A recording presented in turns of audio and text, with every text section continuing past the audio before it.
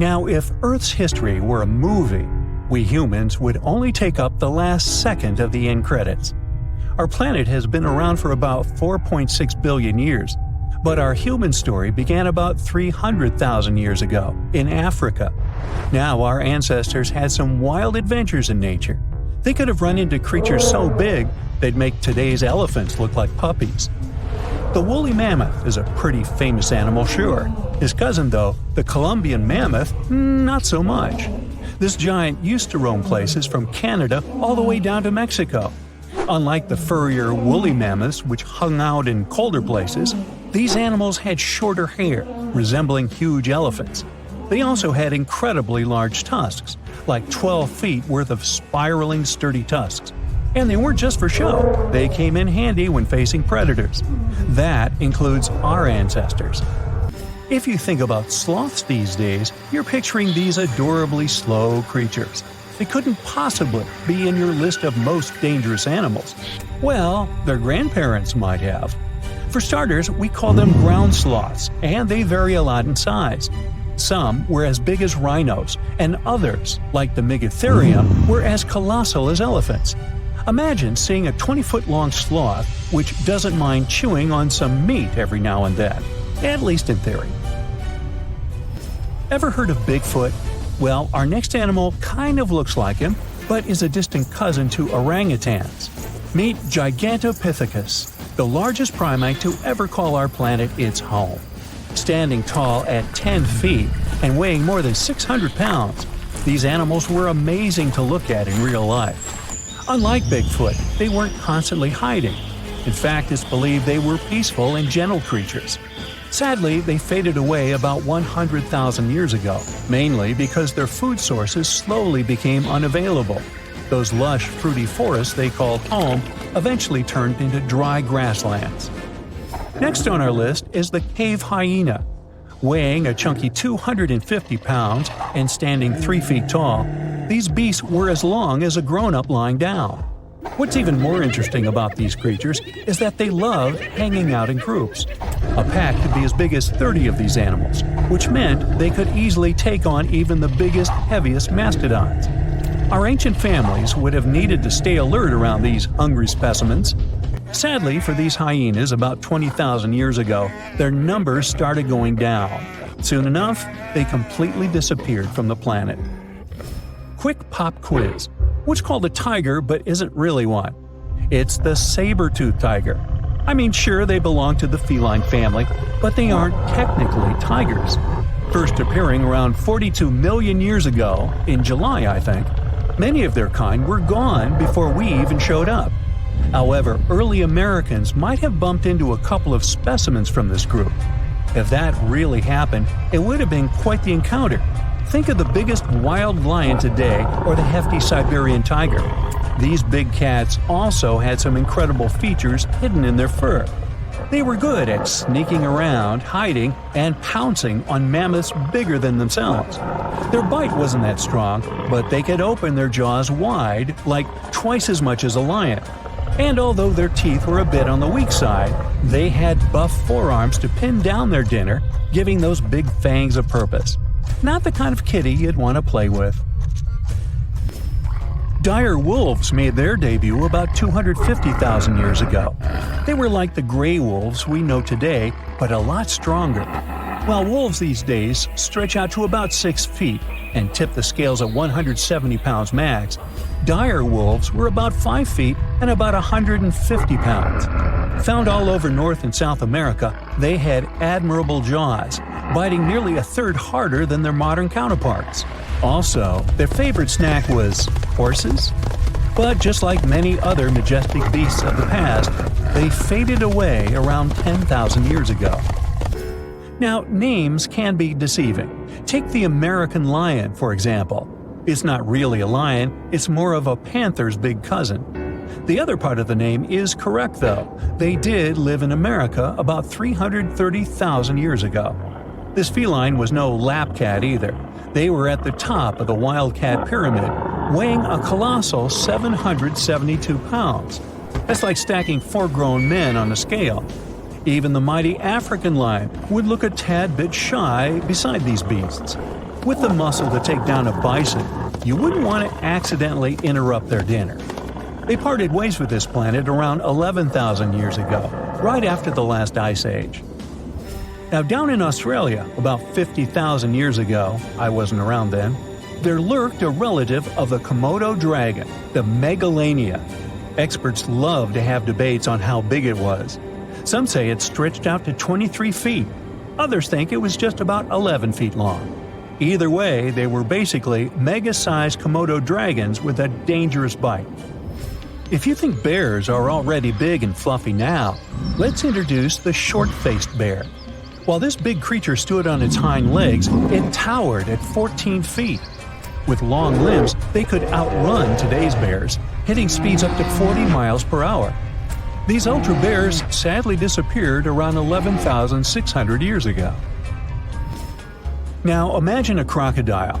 Okay, imagine that same crocodile, only supersized, with sporty legs, doing its thing in Australia about 1.6 million years ago. Well, say hello to the quincana. These crocs were extremely large, reaching 23 feet. And no, they weren't lazy river loungers. These creatures really love spending time on land.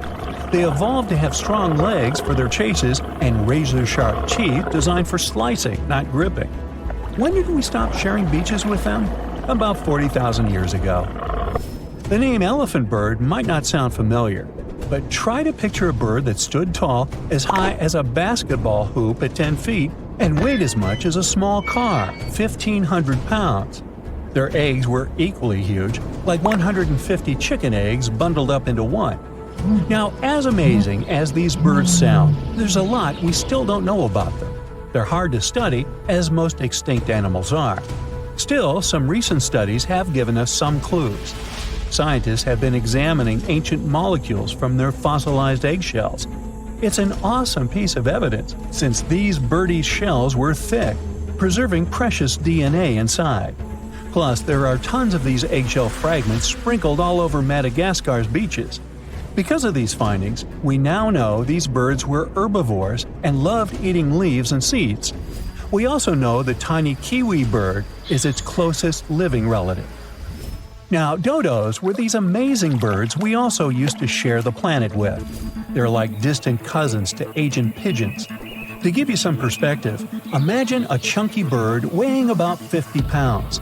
Similar to chickens, turkeys, and ostriches, dodos were also the types of birds that couldn't fly. Their wings were small, and they had the muscle strength of, well, a wet noodle. Now, you might have heard the word dodo used as a name for creatures that aren't that bright. Don't get confused, though, by this name. These birds were in fact intelligent. Scientists were able to figure that out by studying their fossils. It turns out that they were good at smelling stuff, unlike most birds that are all about the visuals. These creatures aren't around for us to study anymore, but that might change. One evolutionary biologist is on a mission to fully understand these amazing ancient birds. On that note, she revealed that the dodo's DNA has been completely sequenced. There are even talks about potentially bringing dodos back to life. They would make a nice addition to the lovely beaches of Mauritius, the place they used to call home many, many years ago. Australia used to have its own giants. Those were huge animals that could have dwarfed anything living on this continent these days. Scientists found the remains of many of those ancient creatures in the Narracuta Caves in South Australia, 4 hours away from Adelaide. It's a lovely region, but it can be treacherous. Watch out for holes the ground is pocked with. Known as pitfall traps, many of them are no wider than a coffee table. They're deep and plunge into the darkest of caverns. One of such caverns is called Victoria Fossil Cave, and it's a treasury that's been hiding the bones of around 45,000 animals for centuries. Some of the oldest bones belong to creatures far more terrifying than any animal you can encounter today. Those were the ancient Australian megafauna, huge beasts that roamed the continent during the Pleistocene epoch. During those, there were giant snakes, huge flightless birds, wombat-like creatures the size of a rhinoceros, and many others.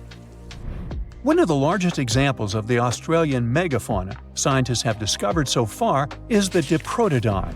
That giant herbivorous creature was 10 feet long and 6.5 feet tall, and weighed more than 6,000 pounds, about as much as a small Asian elephant.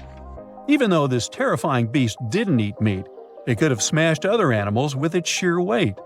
Scientists have found the remains of hundreds of such creatures all over Australia, so it's safe to say that no other animal from that time or in that location was larger than this giant. Despite its creepy appearance, the Diprotodon was a relative to the modern-day wombat, and those are known to sometimes pounce humans. The Diprotodon had toes that pointed inward and were well suited for digging burrows. On the other hand, Diprotodon was a giant, and it was unlikely that it used to do so. It was likely a trait it had inherited from its smaller burrowing ancestors, or it could have used its claws to search for roots. This theory is supported by the fact that the animal's pouch was facing backward. It prevented any dirt from collecting inside while the creature was digging. Since this animal was so big, it didn't have to worry much about predators. Up until 60,000 years ago, when the first humans appeared on the continent, full-grown Diprotodons only had to look out for creatures like the Quincana. Measuring in at a whopping 20 feet long, the Quincana was a land crocodile. It lived in Australia from around 20 million to 40,000 years ago. It disappeared along with most other mega creatures of the last ice age. It's thought to be the result of the first humans coming to the continent. Even though the Quincana was extremely fast and dangerous, it was possible that this creature got outcompeted by human hunters who took all available prey. Unlike modern crocodiles that are mainly aquatic, that mighty beast was a land dweller. Scientists figured it out by studying the Quincana's legs. They were able to support and carry the body clear off the ground. It means there was no escape for ancient people once the Quincana spotted them. Modern crocodiles can only push themselves along on their bellies. Such an adaptation allowed the Quincana to chase its prey for long periods of time, exhausting it in the process. Another creepy feature of this ancient monster was its teeth. Aquatic crocs have conical teeth. Those are great for gripping and holding on to prey underwater. But Quincana had knife-like teeth, ideal for slicing soft-bodied animals like mammals. Another Australian monster, Thyakoleo, wasn't all that large, but it didn't make it any less terrifying. It was still among the top predators and the biggest carnivorous animals in Australia. This creature was a true oddity of nature, even by prehistoric standards. First, its teeth resembled not those of a regular predator, but those of a rodent. Its front incisors were enlarged, taking the place of canines. Premolars were also shaped like blades. They were used for cutting flesh and bone. At first, scientists thought that Thyakoleo used those teeth to eat nuts and fruits. But later, a study showed that the use of such teeth was better suited on necks and spines. The jaws of this ancient creature were immensely powerful. A 220-pound Thyakoleo had a bite force similar to that of a present-day 550-pound lion. It means that the animal could easily bring down prey much larger than itself. Then there was Thyakoleo's tail. It had strong muscles which provided the animal with the ability to use the tail as support when tackling large prey. The Thyakoleo had retractable claws, and this feature is very uncommon among marsupials. It allowed the animal to keep its razor-sharp hooks from getting blunt and could help it get a better grip on its prey. Scientists are quite sure that, like today's leopards, the Thyakoleo could climb trees and jump on other animals from above. It was done so fast and stealthily, they never knew what hit them. The creature's rear feet support this theory. The first toe there was reduced, but the foot had a rough pad like what modern-day possums have. It allowed them to have a better grip while climbing. Right after scientists found the first skull of the Meliolania, this animal was classified as a lizard. That's why its name translates to small groomer. But after they discovered more complete fossils, it turned out that the Meliolania was a giant turtle. But that's not all. It was one of the largest land turtles to ever have existed.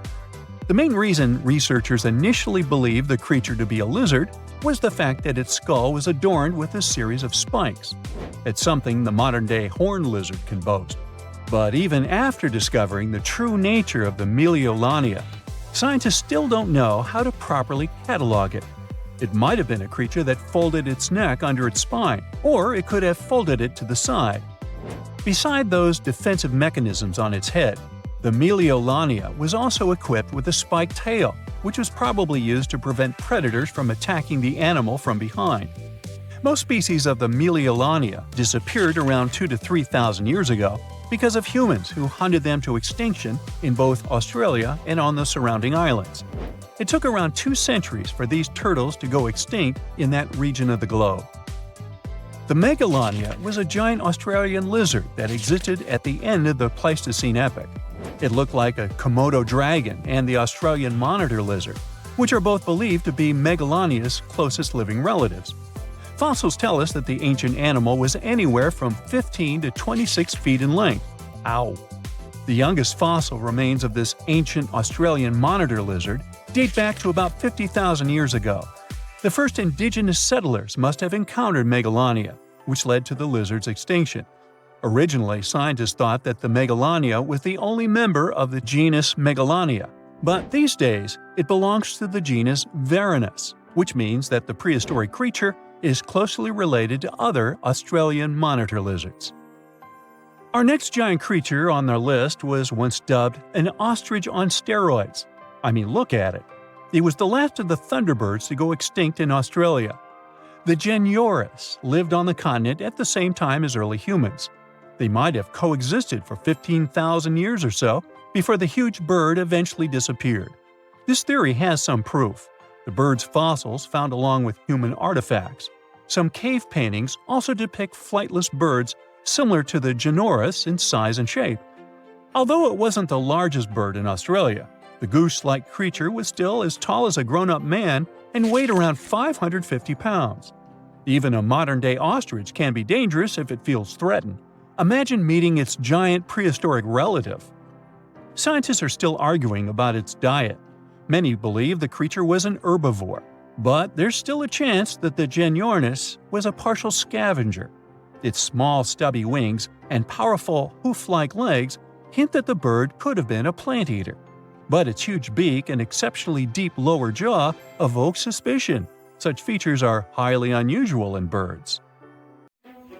Currently, there are approximately 20 billion animals inhabiting our world.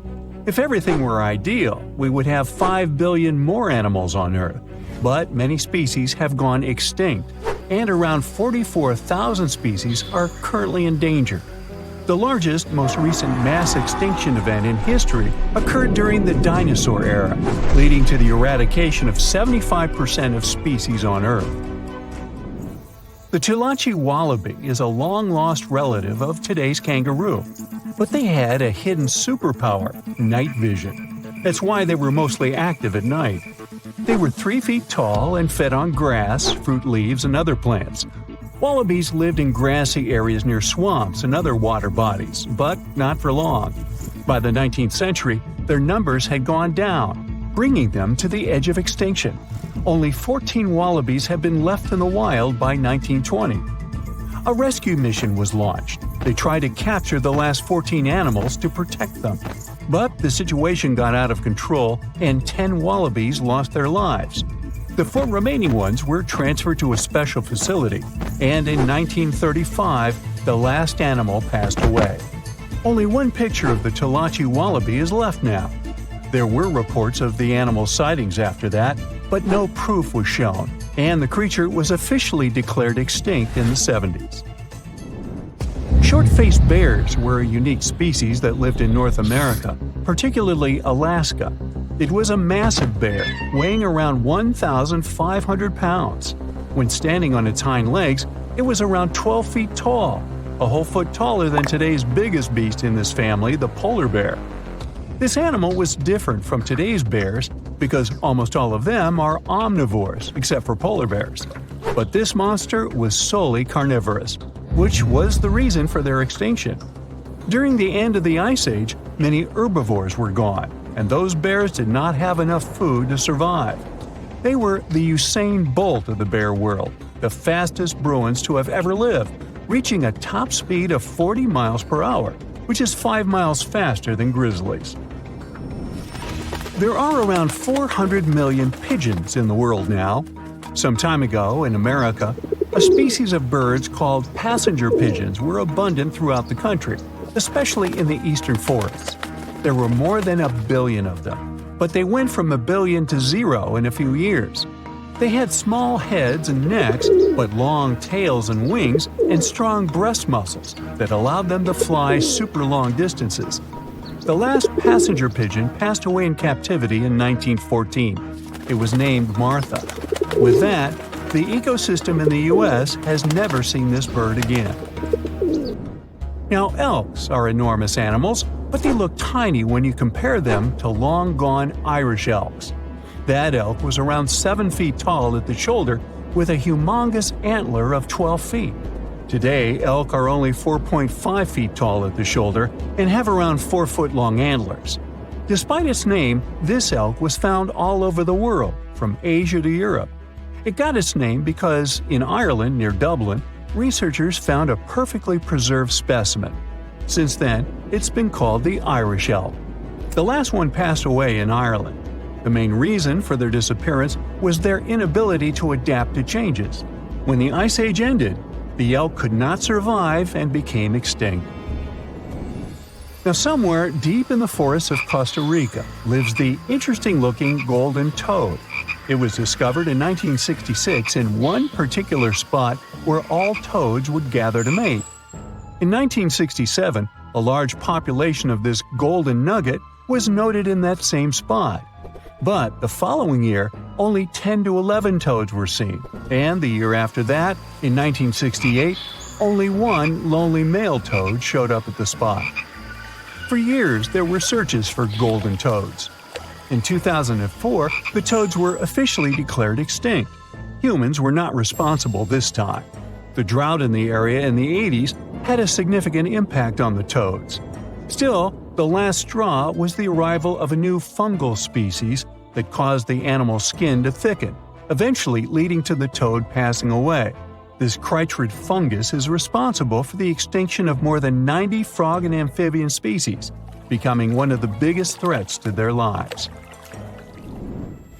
Now, Canada is a very cold country, no surprise there, and nobody would expect tropical birds like parrots to live there. However, there was a parrot species that lived in America and some parts of Canada. I'm talking about the Carolina parakeet. Those were truly beautiful birds with orange-yellowish heads and green bodies.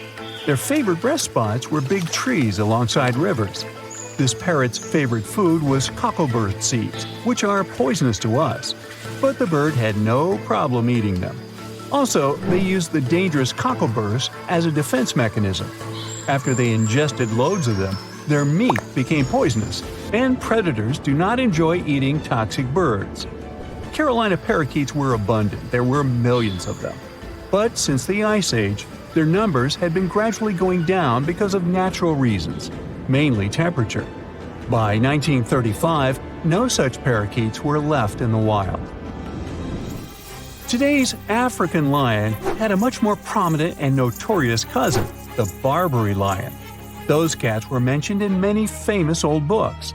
They were described as mean, terrifying beasts. It's believed that they were the largest lion species ever. Those big cats weighed around 600 pounds and were 9 feet from the head to tail. Unfortunately, this lion was declared extinct in the 90s due to many factors. Today, we only have one photo of this animal taken from a plane. Paradise parrots were native to Australia. They were genuinely amazing birds with captivating colors. What was unique about them was their nesting habits. They only nested in termite mounds. This parrot was always on the edge of extinction, and the reason for that is still unknown. Mice, rats, and other animals also hunted them, and it added fuel to the fire. The last bird was spotted in the year 1972. Since then, paradise parrots have only been seen in museums. The Gulf of Mexico was once home to Caribbean monk seals. This species of seals enjoyed spending time in the warm subtropical climate of the Caribbean. Most of the time, they were found near reefs and islands, foraging for food. Like most of us, they also loved sandy beaches and were usually seen in groups of 100 seals, resting before the next adventure. In the year 1886, monk seals were declared extinct. You can still see this animal in 2 museums. Both are located in the UK. As we all know, zebras have black and white stripes. But once, a zebra species had only half the body covered with brown and white stripes. The rest was just brown, and the belly was white. It was called the quagga.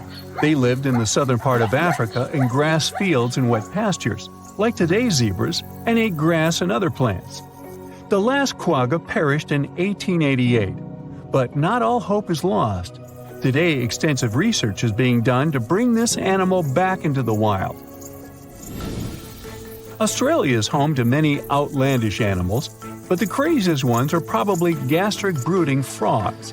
This species is not like your ordinary frog that lays eggs. They hatch their young inside their stomach and give birth by vomiting around 25 fully formed young frogs. Sometimes their stomach becomes so bloated that they have to breathe through their skin. 2 species of this frog were discovered in the northern and southern parts of Australia in the 1970s by Mike Taylor. A decade after their discovery, both species are gone. The main reason for their extinction is the chytrid fungus. Luckily for them, they're also part of a de-extinction program that's putting serious efforts into bringing them back into the wild. Welcome, dear listeners, to a journey back in time, to a moment that forever altered the course of our planet's history. Picture this: a serene Earth where mighty dinosaurs roamed freely, ruling every corner of the land, from the densest jungles to the vast open plains. Their thunderous footsteps echoed as a testament to their reign, a reign that seemed unending. But the universe, in its infinite vastness, had other plans. Enter the Chicxulub incident. A name that might sound unfamiliar to some, but its impact, both literal and metaphorical, is deeply etched into the very fabric of our planet. This wasn't just any cosmic event, it was a cataclysm, a celestial sledgehammer that came hurtling from the abyss of space. Imagine a rock, not just any rock, but one the size of Mount Everest, weighing trillions of tons, racing towards Earth with a speed so immense that it could traverse from New York to Anchorage faster than one could prepare a morning breakfast. This monstrous entity, dear listeners, was destined to collide with our planet, and when it didn't just make a dent. It reshaped life as it was known. The Chicxulub incident wasn't merely an event, it was a turning point, a moment where the rulers of the Earth, the mighty dinosaurs, faced an adversary so powerful that it brought their long-standing dominion to a tragic end. But why is this incident so significant? As we journey through the annals of time, retracing the steps of the Chicxulub incident, we find ourselves drawn to a specific location on our planet, a place that today is known for its pristine beaches, vibrant culture, and the allure of ancient civilizations. Yes, dear listeners, we're talking about modern-day Mexico, specifically the Yucatan Peninsula. But let's rewind the clock back to that fateful day and paint a picture quite different from the holiday destination we know today. The Yucatan Peninsula, a region now synonymous with Cancun's turquoise waters and Mayan ruins, was the epicenter of this cosmic catastrophe. As the colossal asteroid approached, it wasn't heading for some remote, uninhabited corner of the Earth. No, it was on a direct collision course with what is now the heart of Mexico. And then, with a force beyond comprehension, it struck. The very ground trembled, and the skies lit up as if a second sun had dawned. The vast ocean waters that covered the Yucatan Peninsula could do little to cushion the blow. Instead, they became part of the cataclysm, amplifying the devastation. The immediate aftermath was nothing short of apocalyptic. The impact was so immense that it pierced through the Earth's crust, releasing energy equivalent to billions of atomic bombs. The skies were set ablaze, and a shockwave of unimaginable proportions rippled across the globe. The serene waters of the Yucatan were violently displaced, giving rise to tsunamis that towered as high as the Statue of Liberty, rushing forth to distant shores with wrathful intent. But this was just the beginning. The Earth, our home, was in turmoil. The very fabric of the environment was being rewritten in a matter of moments. The immediate vicinity of the Yucatan Peninsula was ground zero, but the shockwaves of the impact did not discriminate. They traveled with relentless fury, reaching even the most remote corners of our planet. The vast oceans, which cover over 70% of the Earth's surface, became conduits for one of the most terrifying phenomena, tsunamis. These weren't just regular tidal waves, they were behemoths, rising with such might and speed that coastlines thousands of miles away felt their wrath. From the coasts of Africa to the distant shores of Asia, no coastal region was spared from these monstrous waves. But the water wasn't the only element in turmoil. The very ground beneath our feet quaked. Earthquakes of magnitudes previously thought impossible shook the planet. Continents trembled, and landscapes transformed as the Earth's crust contorted under the immense stress. And as if the tsunamis and earthquakes weren't devastating enough, the Earth's fiery belly responded in kind. Volcanoes, those majestic mountains that house molten fury, erupted in synchrony. From the towering peaks of the Andes to the volcanic islands of the Pacific, plumes of ash and rivers of lava painted the skies and lands with their scorching palette. It's hard to fathom, isn't it? A single moment, a solitary event, triggering a cascade of cataclysms that touched every corner of our globe. The Chicxulub incident wasn't just an asteroid impact, it was a global reset button, a testament to the interconnectedness of our planet's systems. As we venture further into this narrative, we'll delve into the long-term consequences of these global effects and how they set the stage for a new chapter in Earth's ever-evolving story. Navigating through the immediate aftermath of the Chicxulub impact, we've witnessed the sheer magnitude of its global effects. But dear listeners, the story doesn't end there. The Earth, having faced tsunamis, earthquakes, and volcanic eruptions, was now on the brink of another profound transformation. As we journey forward, let's delve into the chilling phase that followed the initial chaos, a period often referred to as the Long Winter. In the wake of the impact and subsequent volcanic eruptions, the skies began to change. A thick, impenetrable cloud of ash and soot enveloped our planet. This wasn't just a temporary darkening. It was as if the Earth had donned a shroud, blocking out the life-giving rays of the sun. Day turned into night, and what followed was a darkness that persisted not for days, not for weeks, but for years. Without the warmth and light of the sun, temperatures plummeted. The once balmy and temperate regions faced a cold they had never known.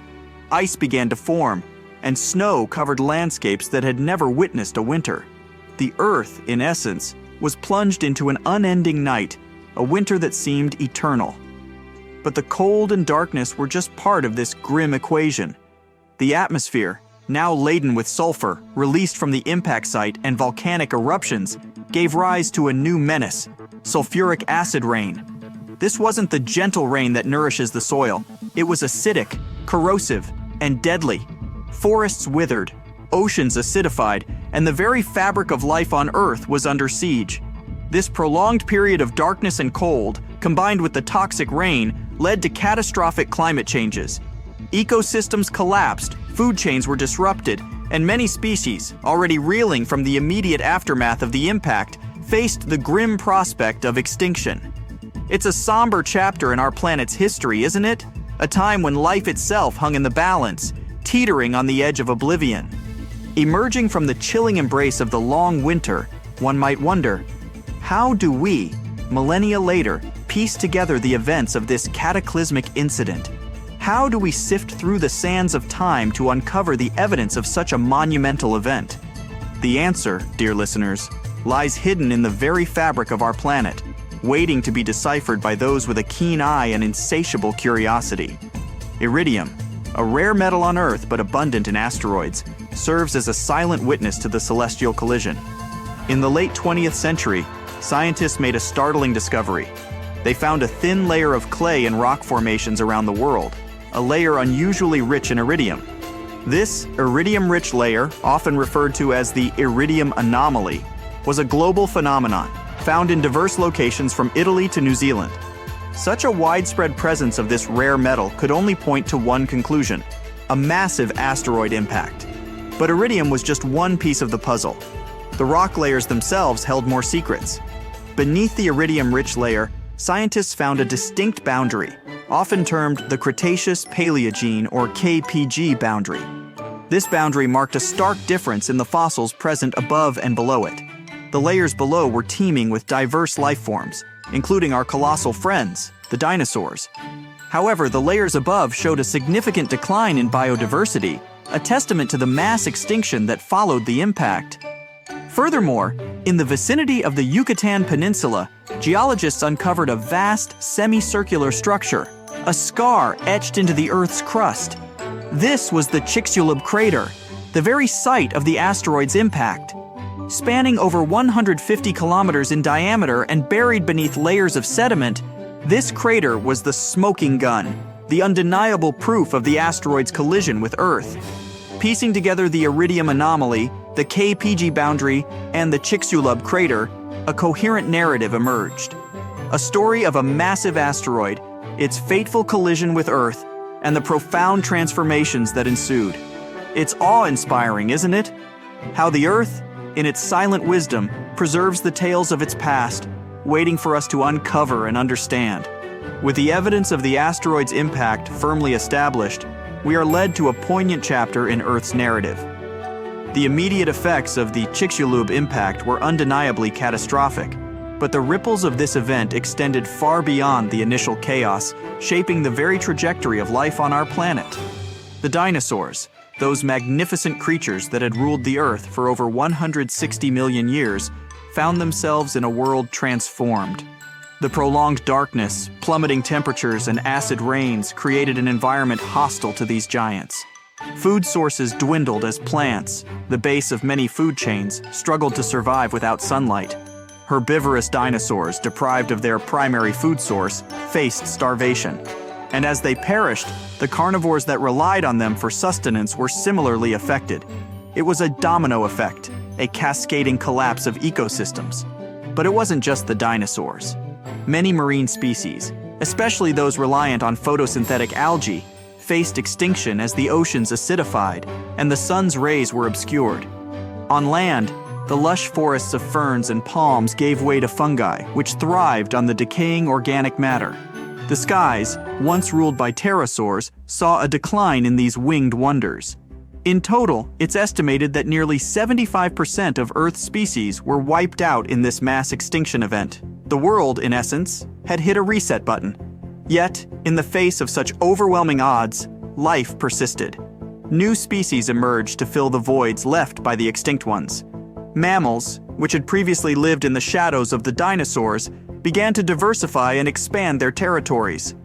The world was undergoing a transformation, setting the stage for the rise of new dominant species, including, eventually, our own.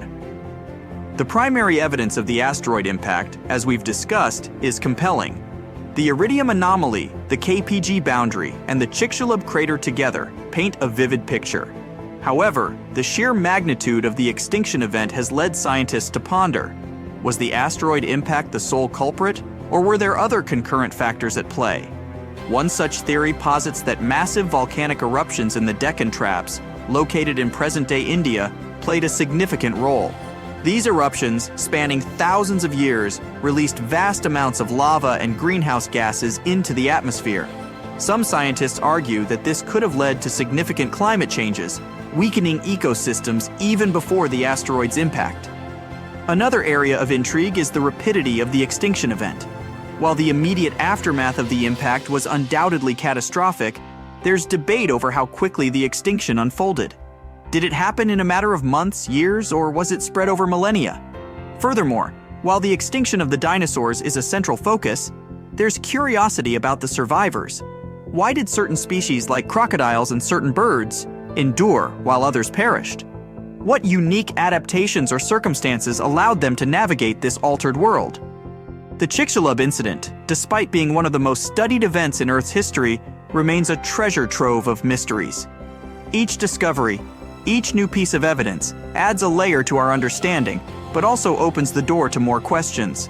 As we delve deeper into the intricacies and enigmas of the Chicxulub incident, it becomes imperative to transport ourselves back in time, to truly grasp the magnitude of the event. To understand the impact and its profound consequences, we must first immerse ourselves in the world as it was. The Earth of this bygone era was a realm of contrasts and wonders. The continents, while somewhat recognizable, were positioned differently than they are today. Massive land masses were in motion, slowly drifting and reshaping the face of the planet. The climate was warmer, with no polar ice caps, and sea levels were higher, creating vast inland seas that bisected continents. The landscapes were dominated by lush, dense forests of ferns, conifers, and early flowering plants. These verdant expanses were a cacophony of life, teeming with creatures both familiar and alien to our modern eyes. Rivers meandered through these landscapes, nurturing the ecosystems and providing sustenance to a plethora of species. But it was the inhabitants of this world that truly captured the imagination. The dinosaurs, in all their majestic glory, ruled the land. From the towering, long-necked sauropods to the fierce and agile theropods, these creatures were the undisputed monarchs of their domains. The skies were patrolled by pterosaurs, while the oceans brimmed with marine reptiles like ichthyosaurs and plesiosaurs. Yet, this vibrant world was also marked by its dynamics and interactions. Predators and prey engaged in a perpetual dance of survival. Herds of herbivores migrated in search of fresh pastures, while carnivores stalked the shadows, awaiting opportunities. The Earth was alive, pulsating with energy and life. It's essential to immerse ourselves in this world, to truly appreciate the gravity of the Chicxulub incident. For it was this thriving, dynamic Earth that stood on the brink of one of the most significant events in its history. With the vibrant tableau of Earth 66 million years ago firmly etched in our minds, we find ourselves at a pivotal juncture in this narrative. The world was teeming with life, ecosystems were flourishing, and the dance of predator and prey played out against the backdrop of lush landscapes. But, unbeknownst to the inhabitants of this world, a shadow loomed in the vastness of space. High above the Earth, in the cold, dark expanse of space, a massive rock, a remnant from the early solar system, was on a collision course.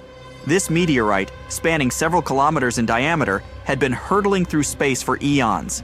Its trajectory, influenced by gravitational forces and cosmic events, was now aligned with our planet. As it neared Earth, it became a brilliant streak in the sky, a fiery harbinger of the impending doom. Its speed was incomprehensible, racing towards the planet at over 20 kilometers per second. To any observer on the ground, it would have appeared as a bright, rapidly growing speck, its luminosity outshining even the brightest stars. The atmosphere, that protective blanket enveloping our planet, was the first to feel the meteorite's wrath. As the rock entered the upper layers, it began to compress and superheat the air in front of it, creating a shockwave and emitting intense radiation. The sky would have been set ablaze, turning day into night and night into a blinding, searing light. For the creatures below, these moments must have been filled with confusion and terror. The ground trembled, the air grew hot, and a deafening roar would have filled the atmosphere. Predators and prey alike would have paused, sensing the profound shift in their environment, their instincts signaling danger. And then, in a split second, the meteorite made contact. But this was no gentle touch. It was a violent, earth-shattering collision, the likes of which our planet had rarely seen. From the blinding brilliance of the meteorite's descent to the heart-stopping moment of impact, the Earth stood at the precipice of profound transformation. The serene landscapes and bustling ecosystems of just moments ago were about to be thrust into chaos.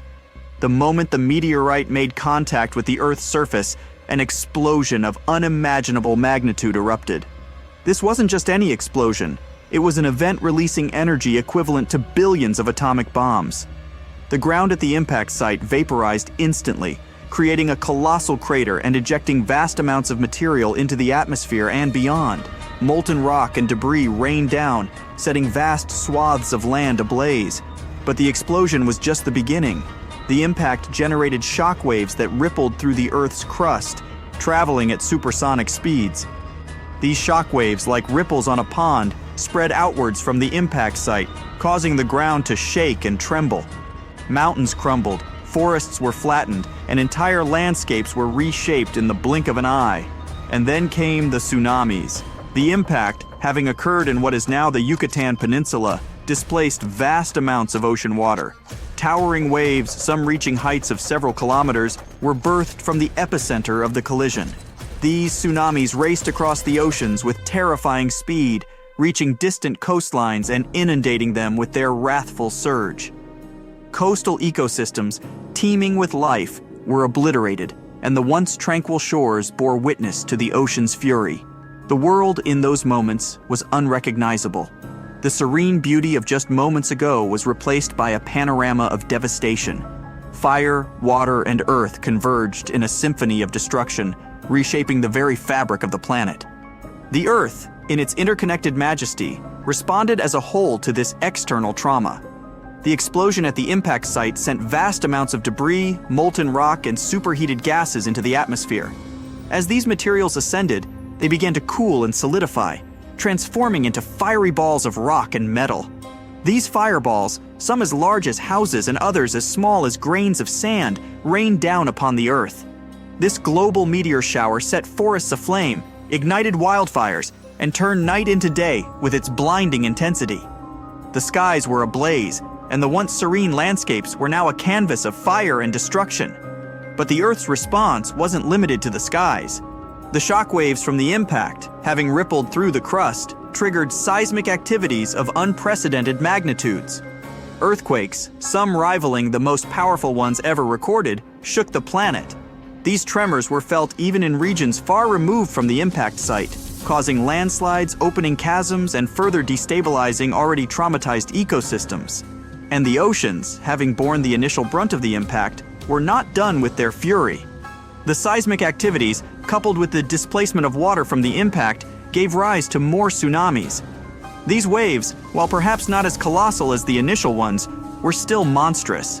They raced across ocean basins, reaching shores that had already been battered and bringing with them further devastation.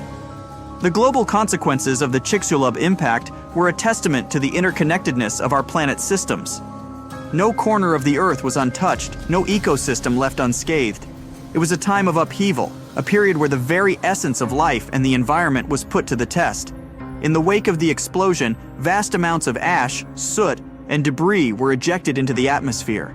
Instead of settling quickly, this particulate matter formed a dense cloud that encircled the globe. This ash cloud acted as a veil, obscuring the sun's rays and casting the Earth into a prolonged period of darkness. Without sunlight, photosynthesis, the very process that sustains plant life, was severely hampered. Forests withered, grasslands became barren, and the primary producers in the food chain were crippled. This darkness, combined with the cooling effects of the ash cloud, led to a significant drop in global temperatures. The Earth, which had been a warm and temperate realm, was now facing conditions akin to a nuclear winter. Regions that had never known frost and snow were now blanketed in white, and the cold became a relentless adversary for the planet's inhabitants. But the challenges weren't limited to the land. The oceans, the cradles of life, faced their own set of trials.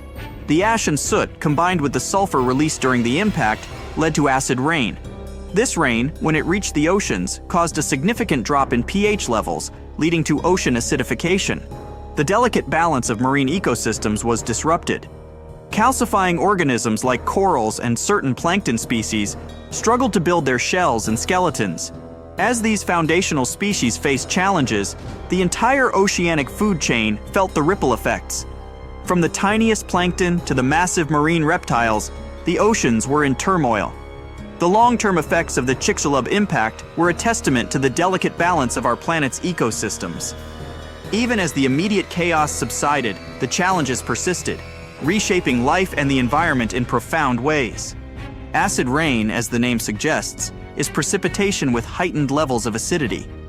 Following the Chicxulub impact, the atmosphere was laden with sulfur compounds, primarily released from the impact site and exacerbated by volcanic activities. When these sulfur compounds combined with water vapor in the atmosphere, they formed sulfuric acid, which then fell to the Earth as acid rain. The oceans, vast and seemingly boundless, were not immune to this acidic onslaught. As the acid rain poured into the seas, it began to alter the very chemistry of the waters. The pH levels of the oceans dropped, leading to a phenomenon known as ocean acidification. This change, while seemingly minute, had profound implications for marine life. Many marine organisms, especially those at the base of the food chain, rely on the process of calcification to build their shells and exoskeletons.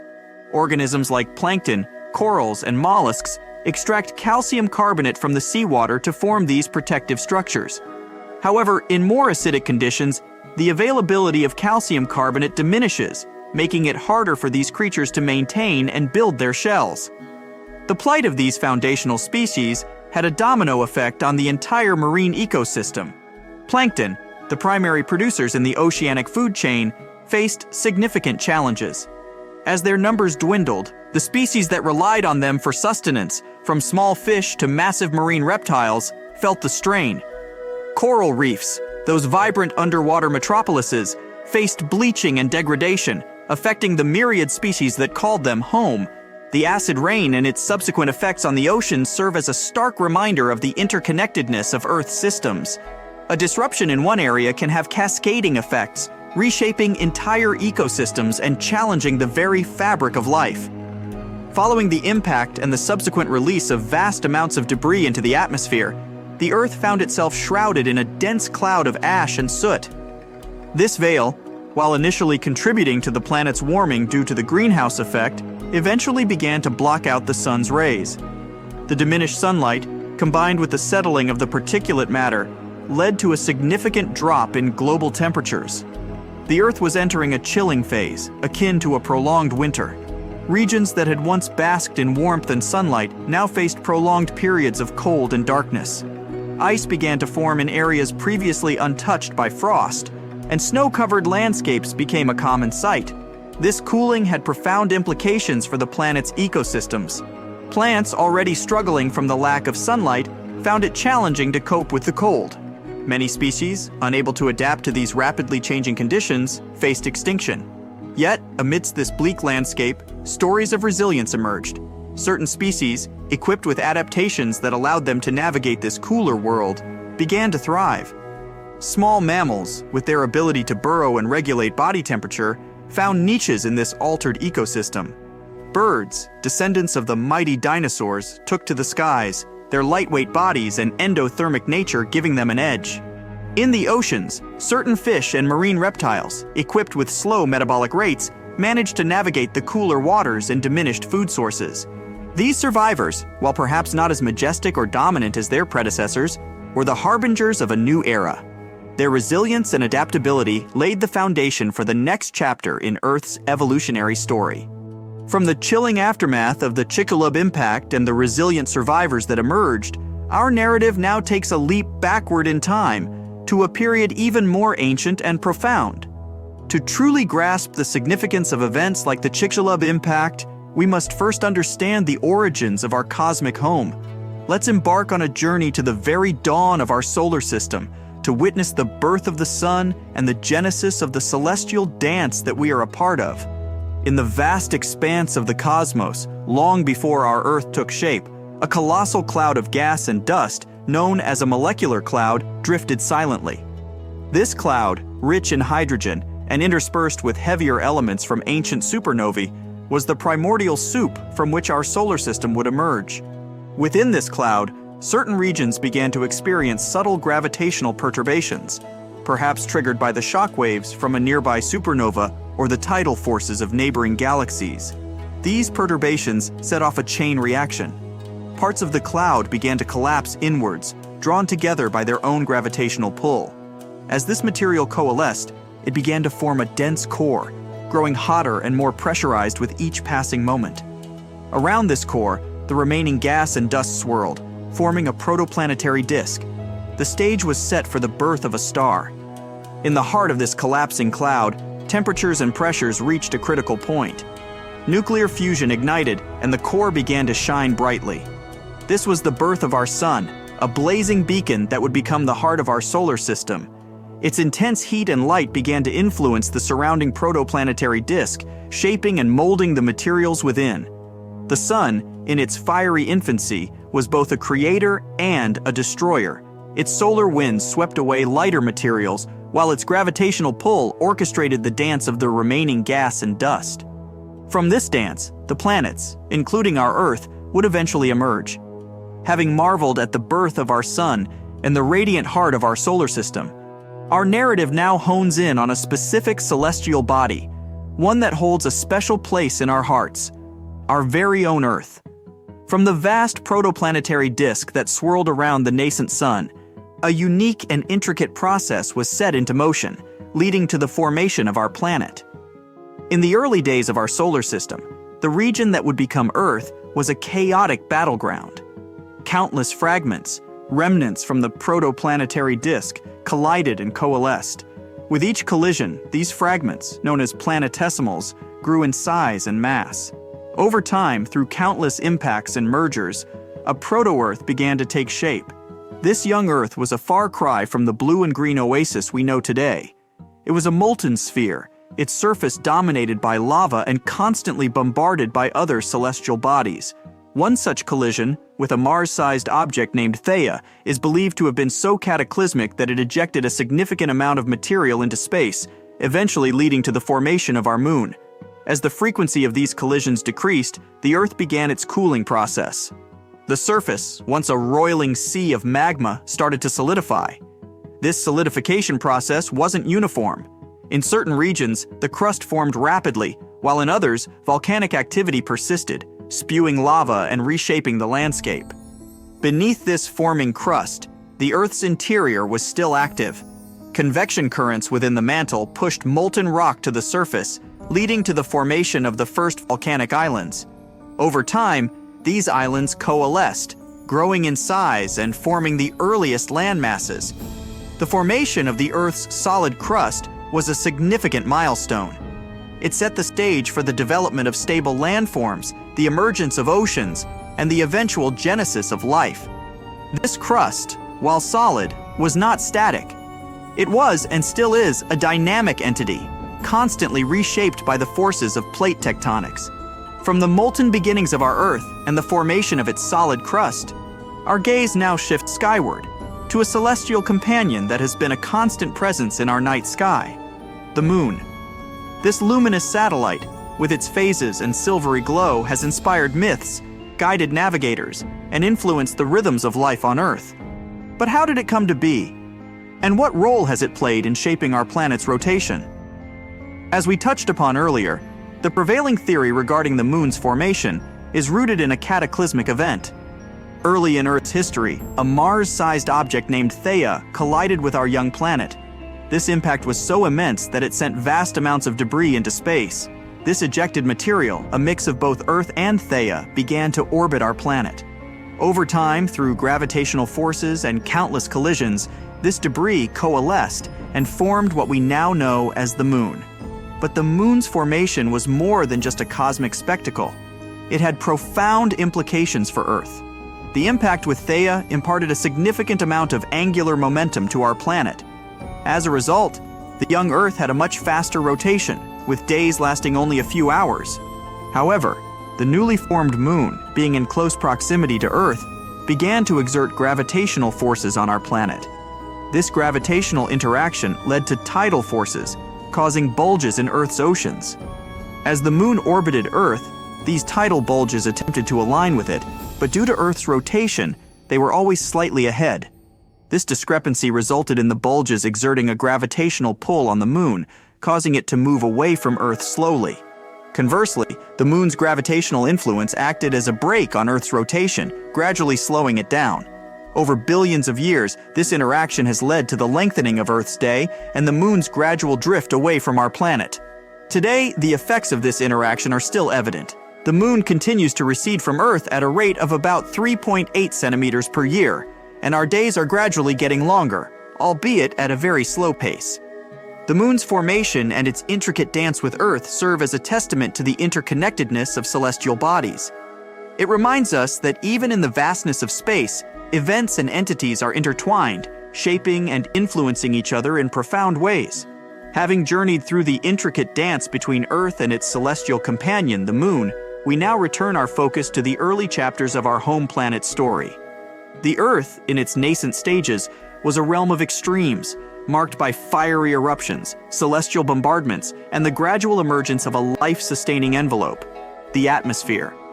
Let's delve into this tumultuous epoch, exploring the volcanic activity, meteorite impacts, and the processes that gave rise to our planet's protective shield. In the aftermath of its formation, Earth was a hotbed of geological activity. Beneath its still-forming crust, the mantle was alive with convection currents, driving molten rock to the surface.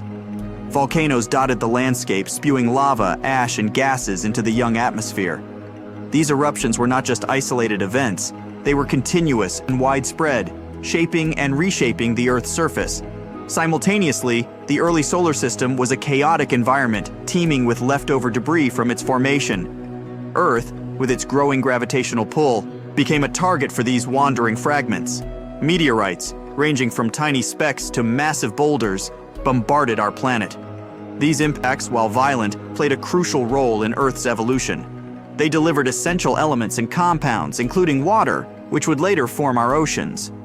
But perhaps one of the most significant developments during this period was the formation of Earth's atmosphere. Initially, the atmosphere was dominated by gases like methane, ammonia, and water vapor, released from volcanic eruptions. However, as the Earth cooled, conditions became conducive for the condensation of water vapor, leading to the formation of the early oceans. These oceans began to play a pivotal role in atmospheric evolution. Simple organisms like cyanobacteria emerged in these waters and began the process of photosynthesis, releasing oxygen as a byproduct. Over time, this oxygen accumulated, transforming the atmosphere from one devoid of this vital gas to one where it became a significant component. This evolving atmosphere served multiple purposes. It acted as a protective shield, filtering out harmful solar radiation. It played a role in regulating the planet's temperature, creating a greenhouse effect that kept the Earth warm. And, most importantly, it set the stage for the emergence and evolution of complex life. The early Earth, with its fiery landscapes, celestial impacts, and evolving atmosphere, was a testament to the dynamic nature of our planet. It reminds us that Earth, even in its earliest days, was a place of change, adaptation, and resilience. From the fiery eruptions and celestial bombardments of early Earth, we now find ourselves at a pivotal juncture in our planet's narrative. Amidst the evolving landscapes and the protective embrace of the atmosphere, the stage was set for one of the most profound events in Earth's history, the emergence of life. This chapter, marked by the transition from the simplicity of single-celled organisms to the complexity of multicellular life, is a testament to the tenacity and adaptability of life itself.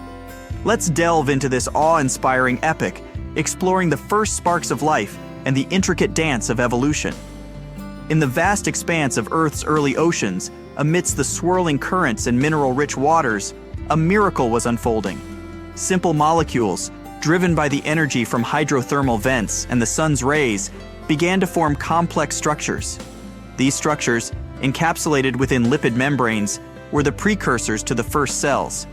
These primitive cells, or prokaryotes, lacked a defined nucleus but carried within them the blueprint of life, DNA.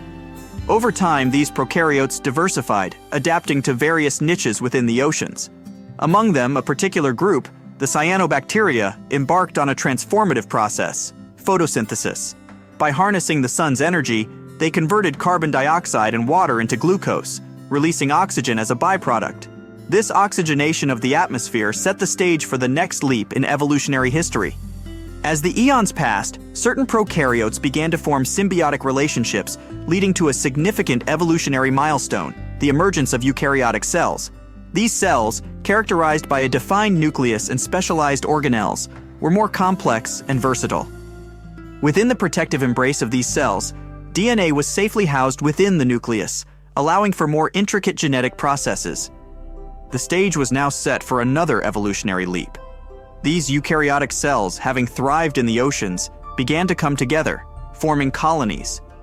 Over time, these colonies became more specialized, with certain cells performing specific functions. This was the dawn of multicellularity.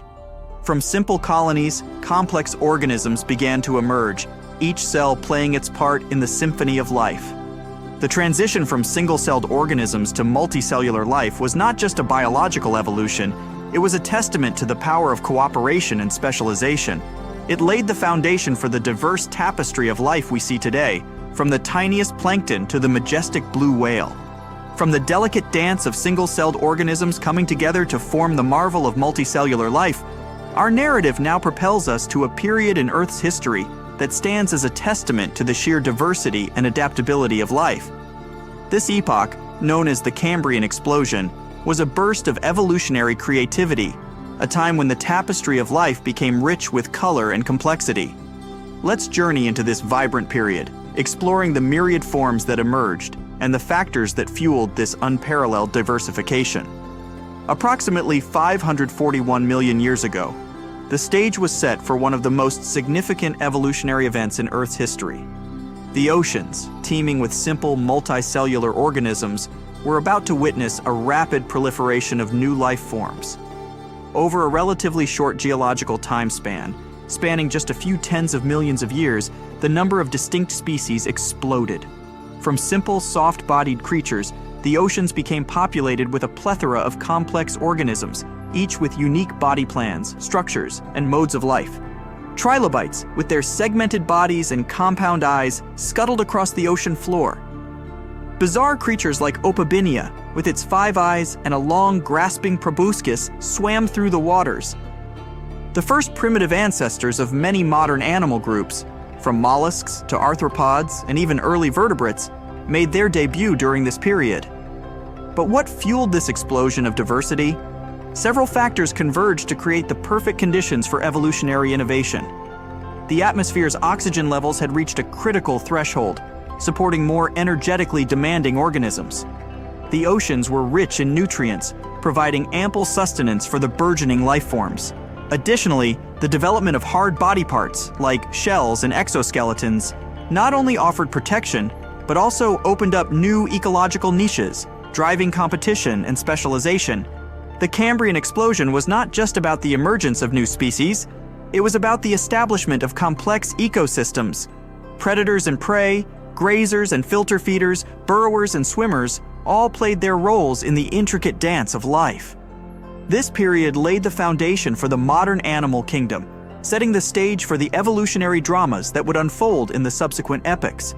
From the vibrant waters of the Cambrian seas, teeming with a plethora of life forms, our narrative now shifts to the ever-evolving landscapes of our planet. As life flourished in the oceans, the Earth's crust was undergoing its own dance of change and transformation. Massive landmasses were coming together, giving rise to supercontinents.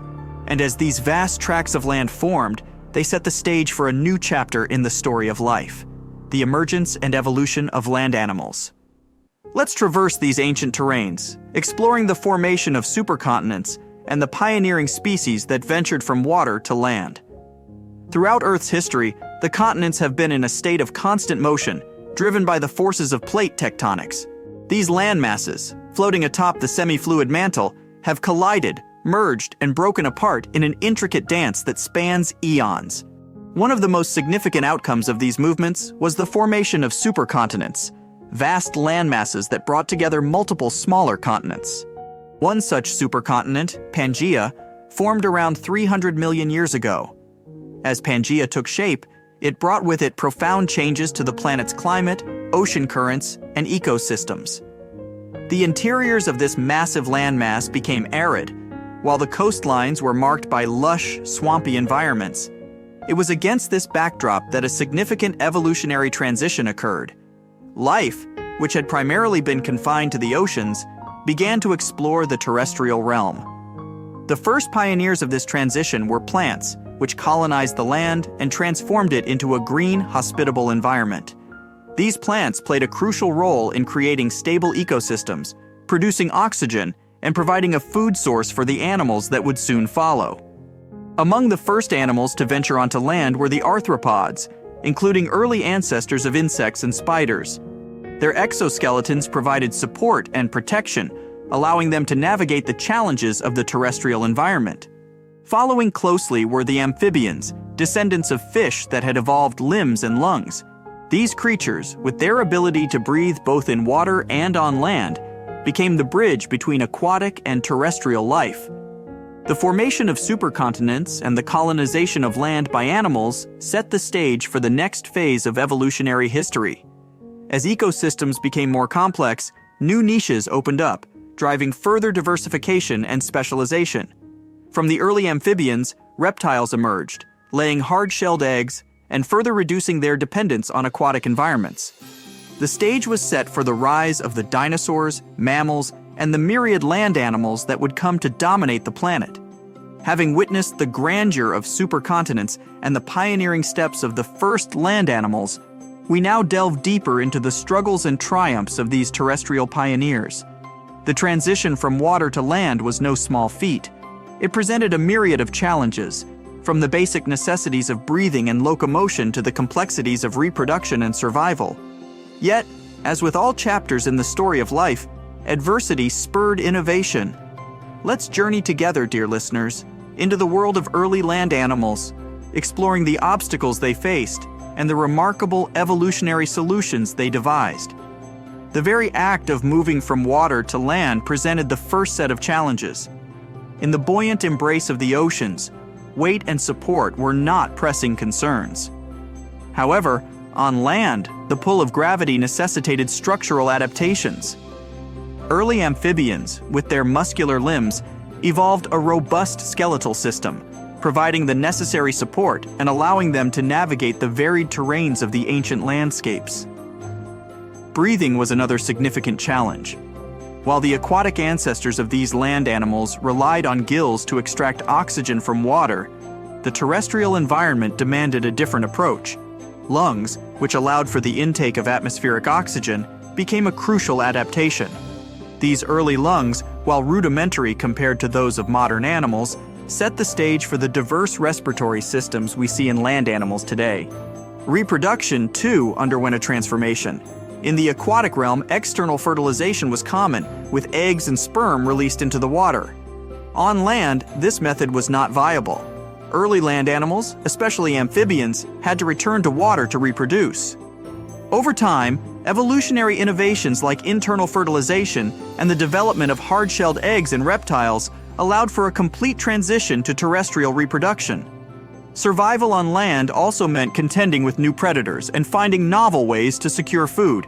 This drove the evolution of various defensive mechanisms, from camouflage and toxins to speed and agility.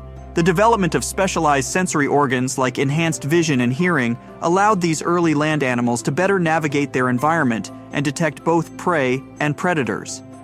As the eons passed, these challenges spurred a plethora of evolutionary innovations. From the amphibians came the reptiles, and from them, the dinosaurs and mammals. Each group, in its own way, tackled the challenges of terrestrial life, refining and building upon the solutions of their predecessors. As we draw our journey to a close, let's take a moment to reflect on the profound tapestry of events that have shaped our planet's history. From the birth of our solar system, the formation of the sun, the tumultuous early years of Earth, to the emergence and evolution of life, each chapter tells a story of resilience, adaptation, and the inexorable march of time. The Chicxulub incident, a cataclysmic event that forever altered the course of life on Earth, serves as a poignant reminder of the fragility and interconnectedness of our world. A single moment, a cosmic collision, had the power to reshape ecosystems, extinguish countless species, and pave the way for new forms of life to emerge. Yet, amidst the chaos and destruction, life found a way. Seeds and pollen, resilient in the face of adversity, ensured the continuity of plant life. The oceans, though transformed and challenged, remained cradles of biodiversity. And from the ashes of extinction, new life forms arose, each adapting and evolving to the ever-changing conditions of our planet. Our journey through Earth's history is not just a chronicle of events, but a testament to the enduring spirit of life. It's a story of challenges met, of adversities overcome, and of the relentless drive of life to persist, adapt, and thrive. As we conclude this video, let us carry with us a sense of wonder and reverence for the intricate web of life that surrounds us. Let us celebrate the resilience of nature, the beauty of evolution, and the mysteries that await us in the chapters yet to be written. Thank you, dear listeners, for joining us on this voyage through time. Until our next adventure, cherish the world around you, for it is a story millennia in the making. Antarctica wasn't always a frozen wasteland. A long time ago, it was full of life, and 56 million years ago, something terrifying stalked its jungles. A giant, flesh-eating bird. It was around 6 feet tall and weighed as much as a lion. For millions of years, nothing could challenge it.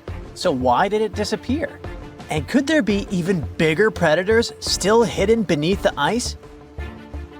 Paleontologists found two massive claw bones in Antarctica, sharp, curved, and powerful, belonging to this bird.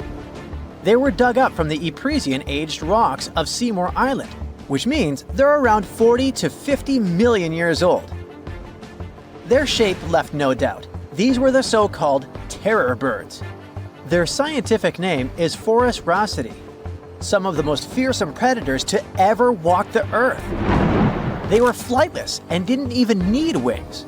Instead, they could sprint at breakneck speeds, like ostriches from a nightmare. For millions of years, these birds ruled South America. But now, for the first time, their presence has been confirmed in Antarctica. No surprise here. Back then, South America and Antarctica were still connected, allowing animals to easily commute between continents. So these birds probably migrated south to adapt to life on Antarctica's prehistoric landmass. It didn't just survive here, it thrived. But at some point, this nightmare of an animal vanished. Why? Most likely because of the temperature changes. Antarctica was cooling, slowly turning into the frozen wasteland we know today. Its prey may have declined, leaving the predator without enough food. Eventually, it disappeared, leaving no descendants behind. Researchers hope that they'll find a complete skeleton eventually. They're also wondering where there might be even bigger species waiting to be discovered. Perhaps these birds evolved into a completely new Antarctic lineage.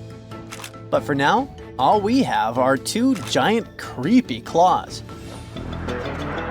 People often think that there are almost no animals or plants in Antarctica. But that's not true at all. Penguins waddle around, and forget the cute tiny ones. Antarctica used to have 6-foot-tall monsters. The emperor penguins are the largest penguin species alive today. They can dive over 1,800 feet deep and hold their breath for over 20 minutes. There were giant ancient penguins around 38 million years ago. They were the size of humans. Fossils show they had long, sharp beaks, making them terrifying hunters of fish and squid. The fish there are also absolutely fascinating. Forget giant squids. Colossal squids are nightmares even bigger. Some reach over 40 feet long with massive, super sharp beaks and eyes the size of dinner plates. Finally, orcas, the apex predators of the Antarctic Ocean. They hunt in packs, working together like a wolf pack of the sea to take down seals, fish, and even massive whales. There are even tiny plants like moss and algae. Antarctic hairgrass and pearlwort. They somehow survive against all odds. There are many other myths going on about Antarctica. For example, some people think that when icebergs break off from glaciers, they immediately start drifting straight into the open ocean until they melt. But the reality is way more chaotic. First, when an iceberg breaks off from a glacier or ice shelf, it has to deal with underwater obstacles. It can stay stuck on the seafloor for decades without moving. Then, they get caught in powerful whirlpools and spin in place for months. One iceberg, a 23A, spent nearly 40 years frozen in place before finally breaking free, only to get caught in a swirling ocean vortex for another 8 months. After that, their paths are influenced by ocean currents, tides, winds, and even underwater topography. They don't just float freely. Their movements are full of literal, unexpected twists. And speaking of glaciers, another strange rumor is that some humans can't travel more than 311 miles inland in Antarctica because of an impassable ice wall, freezing jet fuel, deadly winds, and no oxygen. But this is completely false. Antarctica has been explored by planes, vehicles, and even scientists on foot. There's an entire research station sitting at the South Pole. People live there all year long. The ice wall is real, a massive ice cliff rising above the ocean. But that isn't some secret barrier, it's an ice shelf. These are thick slabs of ice that form when glaciers slowly flow off the land and spread over the ocean. Almost 3/4 of Antarctica's coastline is made up of them, but they don't form some giant ring around the world. Antarctica is one of the most extreme places on Earth, but we've conquered its challenges, and we keep learning more about it every year. That's why every year, millions of dollars are poured into keeping research stations running, protecting wildlife, and making sure the people who live there have everything they need.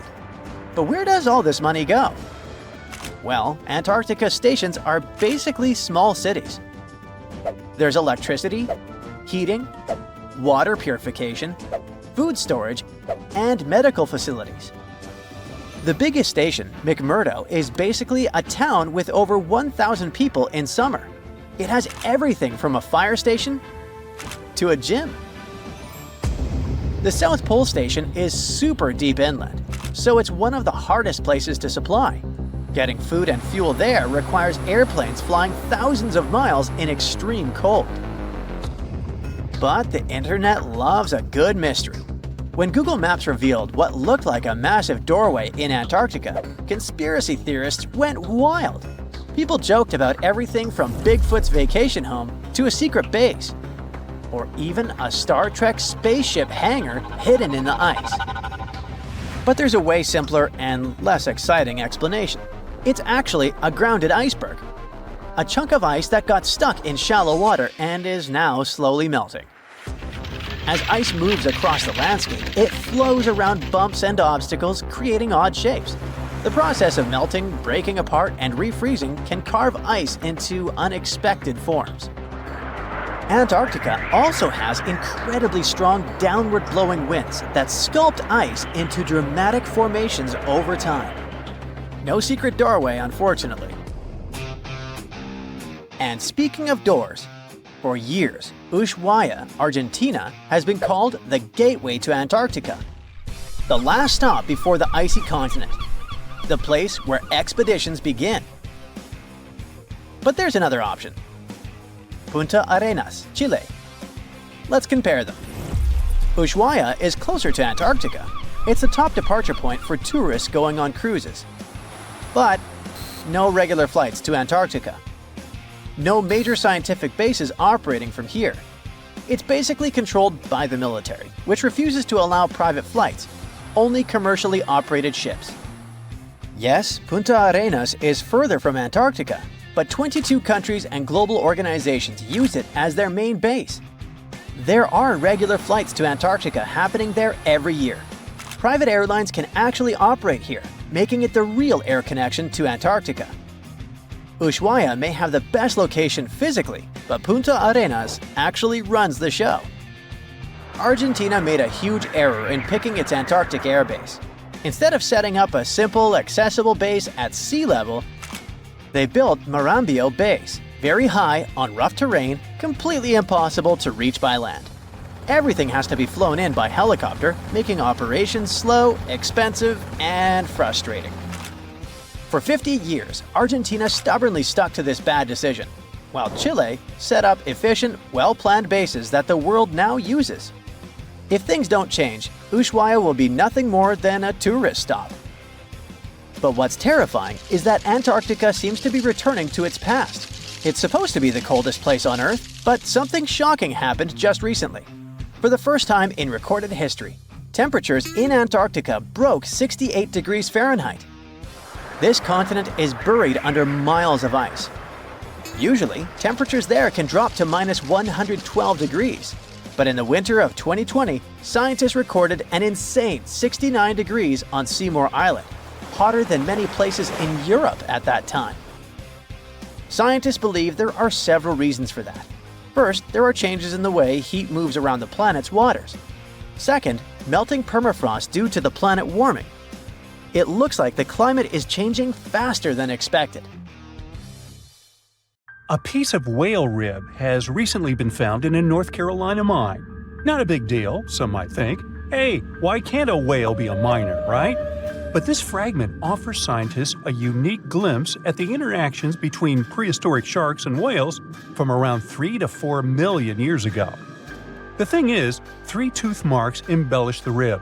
That means that the whale was once badly bitten by an animal with a super powerful jaw. Judging by the spacing between the tooth marks, and it reaches almost 2.5 inches. This animal could be a megatoothed shark. I'm talking about the megalodon. Or it could be a different shark species which was around at that time. The curvature of the shark's jaw shows that the animal was relatively small, between 13 and 20 feet long. Yeah, small. As for the whale, it seems to be the ancestor of a great blue or humpback whale. Researchers are amazed. You don't usually expect to find evidence of animal interaction and behavior preserved in the fossil record. After examining the sample carefully, they concluded that the shark must have gone away with a mouthful, but the whale had survived because most of the fossil fragment is covered with what is known as woven bone. It quickly forms in response to localized infection. Such bone isn't particularly strong, and later the body remodels it into compact bone tissue. But it takes time. The presence of this bone means that the healing was incomplete and the whale passed away 2 to 6 weeks after the unfortunate encounter. On the other hand, its demise could have been unrelated to the infection and injury. Only a handful of fossils show such kinds of interactions between ancient animals. You can often find bite marks on fossils indicating where the animal passed away and its carcass was scavenged. But this fossil is one of a few examples that not only show a wound inflicted by another animal, but also demonstrate that the prey survived. All fossils are exciting for paleontologists. Yes, they need to get out more. But some might look terrifying to regular people. For example, look at this picture of tentacle arms and octagonal-shaped heads. When it first appeared in mass media, internet users claimed that it was some ancient organism that had come from space. Others thought the story was fake, but in fact, both the picture and the fossil are real. The fossil is known as a mortality plate, a fossilized representation of a mass extinction event of one or several species. The fossil actually contains more than a dozen specimens of a type of marine organism called a crinoid. Despite their looks, crinoids were not plants but marine animals. This particular species lived deep underwater on the seafloor. Crinoids were related to starfish, sea urchins, and brittle stars. These creatures could attach themselves to the seafloor with stalks made up of flexible porous discs connected by soft tissue. The stalks were hollow, and that's where the animal's nervous system was located. Crinoids absorbed oxygen through thin-walled tube feet. The creatures usually reached the length of more than 8 inches and had 5 arms lined with leathery-looking tentacle-like structures. They fed on plankton and sloughed off organic material. Now, even though these fossil finds seem to be super exciting, few creatures in the fossil record confuse scientists as much as the Tully monster. This curious sea creature sported a toothy, trunk-like snout and eyes splayed out on a rigid rod. But the most bizarre thing? It has been impossible to classify. Researchers have been considering a variety of organisms, for example, segmented worms, swimming slugs, and primitive eel-like creatures, since the monster was discovered in 1966. Recently, they have even tried to connect it to some species of jawless fish with a backbone-like structure. A team of scientists from Japan has used high-resolution laser scanners to examine the anatomy of Tully monster fossils in 3D. They concluded that the enigmatic fossil might be an invertebrate after all, and still, the true identity of the creature remains elusive. In the 1950s, amateur fossil hunter Francis Tully found a ghostly imprint of a torpedo-shaped organism with a huge tail fin in the Mizon Creek fossil beds in Illinois. Tully had never seen anything similar to the torpedo structure. He took his find to Chicago's Field Museum of Natural History. Paleontologists working there were baffled as well. Since then, scientists haven't been able to determine where the creature fits on the phylogenetic family tree, or where they should spend Thanksgiving. In 1741, an explorer and captain named Vitus Johansen Bering led an expedition to map the coast of Alaska. The ship he was on got shipwrecked on what later became known as Bering Island, and they got hungry. Half the crew survived thanks to the discovery of an extremely large sea cow. With the meat of these animals nourishing them, the sailors managed to build a small ship from the wreckage and return home. On their way back, a scientist who was among them spent his time documenting the animals and plants they had found. The sea cow was particularly interesting because without it, the crew wouldn't have survived. These animals were more than 26 feet long and weighed around 10 tons. All sea cows are member of the order Sirenia, marine mammals more closely related to elephants than cows. The scientists describe them as having black skin, a small head, and stubby forelimbs. Those sea cows floated on the water's surface, munching on kelp. After the information about these animals became widespread, sea otter fur trading expeditions made use of that convenient depot en route. Sea cows were docile and could be easily hunted. Long story short, within 27 years after the scientists mentioned those animals, they were driven to extinction. But it's not the saddest part. The fossil record reveals a much deeper and darker history. Fossils of sea cows have been discovered all over the world, from Japan to Mexico. It means that the animal once thrived in the vast kelp beds around the entire North Pacific Rim. That small population discovered by the expedition was probably the last remains of a once much larger and way healthier population.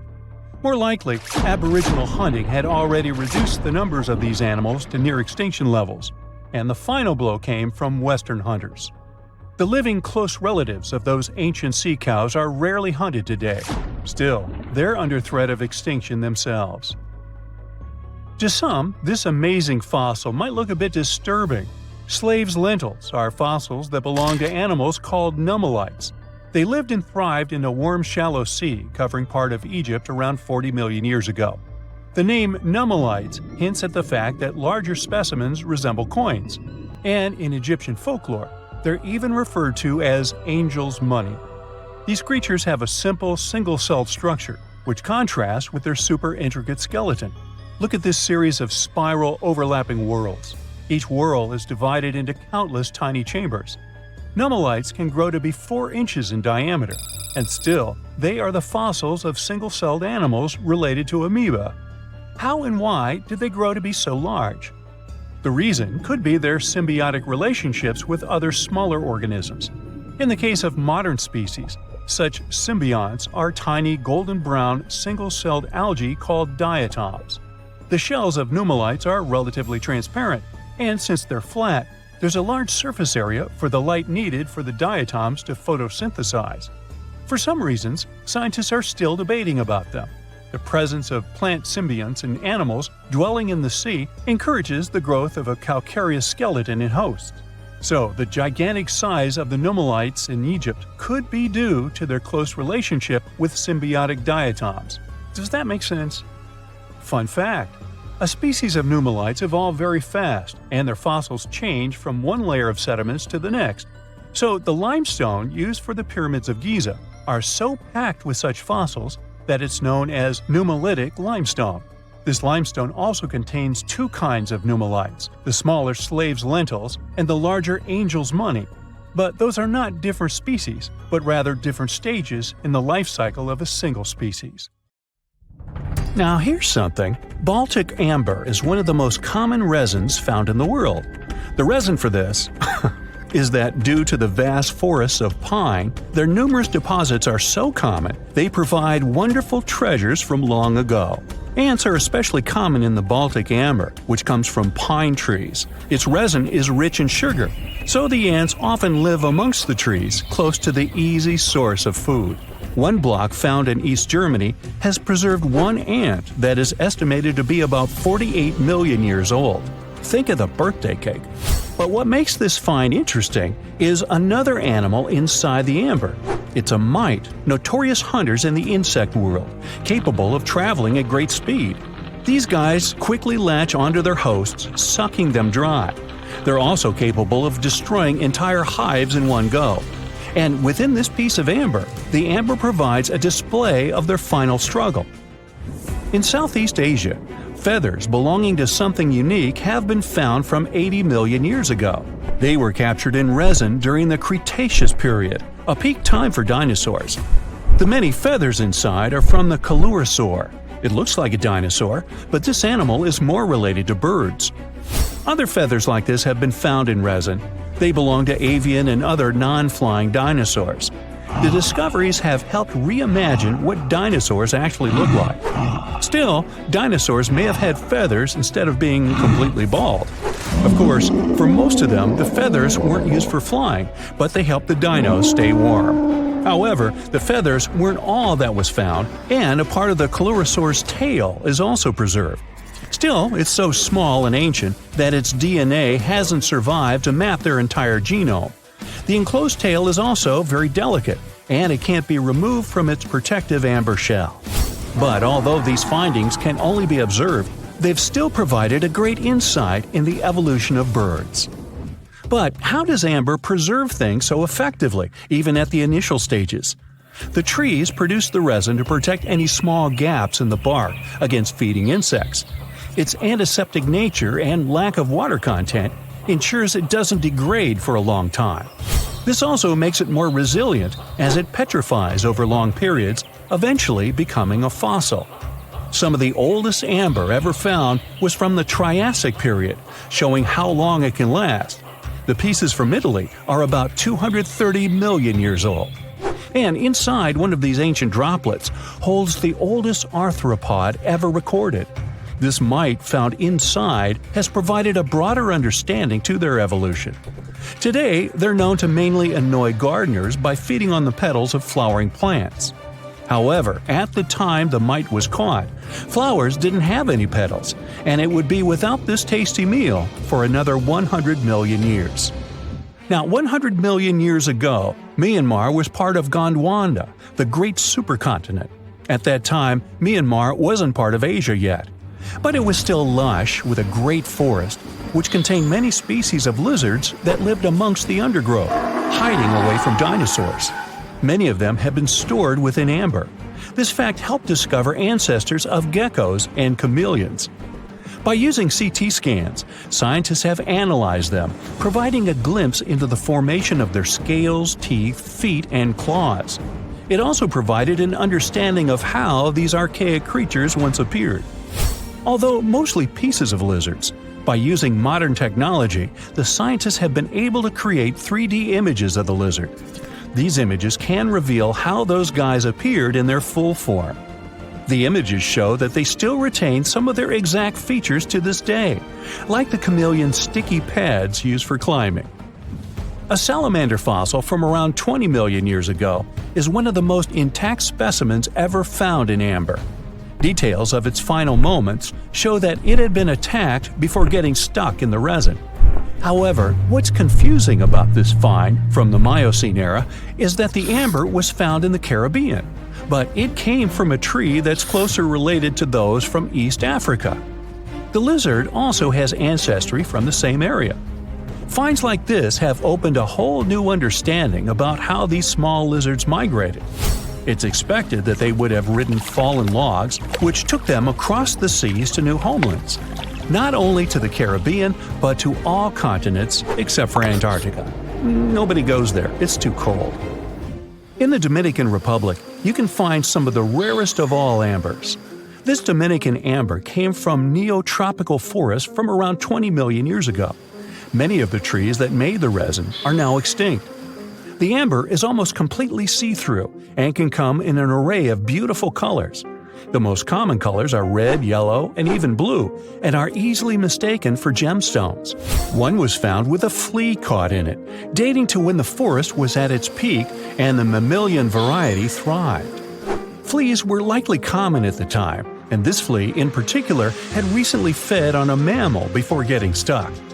However, something more intriguing was found within the flea. While scientists checked what mammal DNA was within the flea, they found that it was carrying an ancient bacterial blight. These blights have been constant throughout Earth's history, dramatically decreasing populations of animals and plants. This now extinct blight in the amber helped scientists determine how much the bacteria have evolved and how it spread. Now, most remnants of insects inside amber aren't much more than the exoskeleton bodies. But with some found in Myanmar, they were so well preserved that even the color of the insects is still intact. Colors in nature appear in 3 different ways. The first is bioluminescence, that's produced by a chemical reaction within a living organism. The second is about pigments, where the color appears in an animal or plant tissue. The third is called structural coloration, and the production of colors here is explained by microscopic surfaces fine enough to react with the light. The rare insects in amber were found in the form of structural coloration, but only at specific wavelengths. It all explains the very intense colors rarely found. 99 million years later, these bugs can still show their vibrant colors – blue, purple, and green. Some of them appear so different in color and shape that they almost look like they're from another world. Which of course they are – a very old one. Ants have been around for about 168 million years, based on fossil evidence provided. They're well known for their social hierarchies and their hive mind system. They've dominated almost every corner of the insect world, but when these social capabilities came about have been difficult to determine. Yet, recently, amber dated from 100 million years ago has shed some light into their evolution. Several amber pieces have preserved various ant types, including the worker ants, guardian or soldier ants, and even a queen ant. Before these pieces were found, it was estimated their social nature occurred millions of years later. A piece of amber, dated 100 million years ago, helped shed light on the evolution of birds. A perfectly preserved bird that hatched preserved in amber was already equipped with its flight feathers. With the earlier physical abilities, they would be capable of moving around the nest by themselves at a very young age, and it's expected they could search for their own food almost immediately. But as birds continue to evolve and spend more time in the skies, their brain developed larger for their cognitive abilities.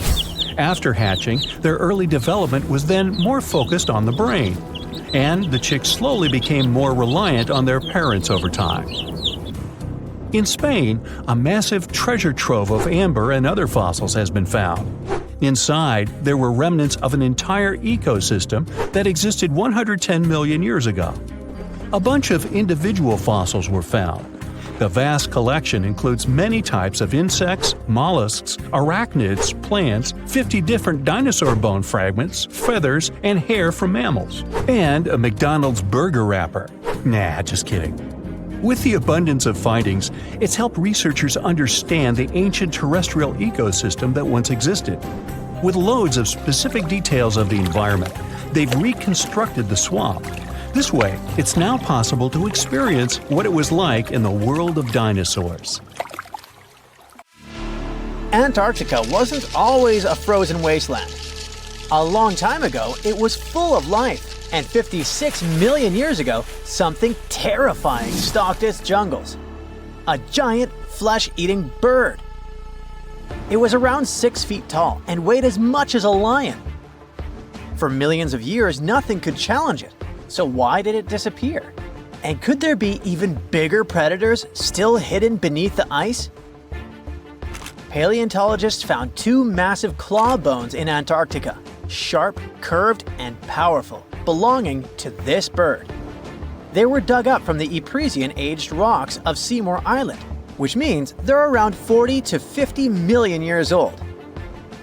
Their shape left no doubt. These were the so-called terror birds. Their scientific name is Forus raceti, some of the most fearsome predators to ever walk the earth. They were flightless and didn't even need wings. Instead, they could sprint at breakneck speeds, like ostriches from a nightmare. For millions of years, these birds ruled South America. But now, for the first time, their presence has been confirmed in Antarctica. No surprise here. Back then, South America and Antarctica were still connected, allowing animals to easily commute between continents.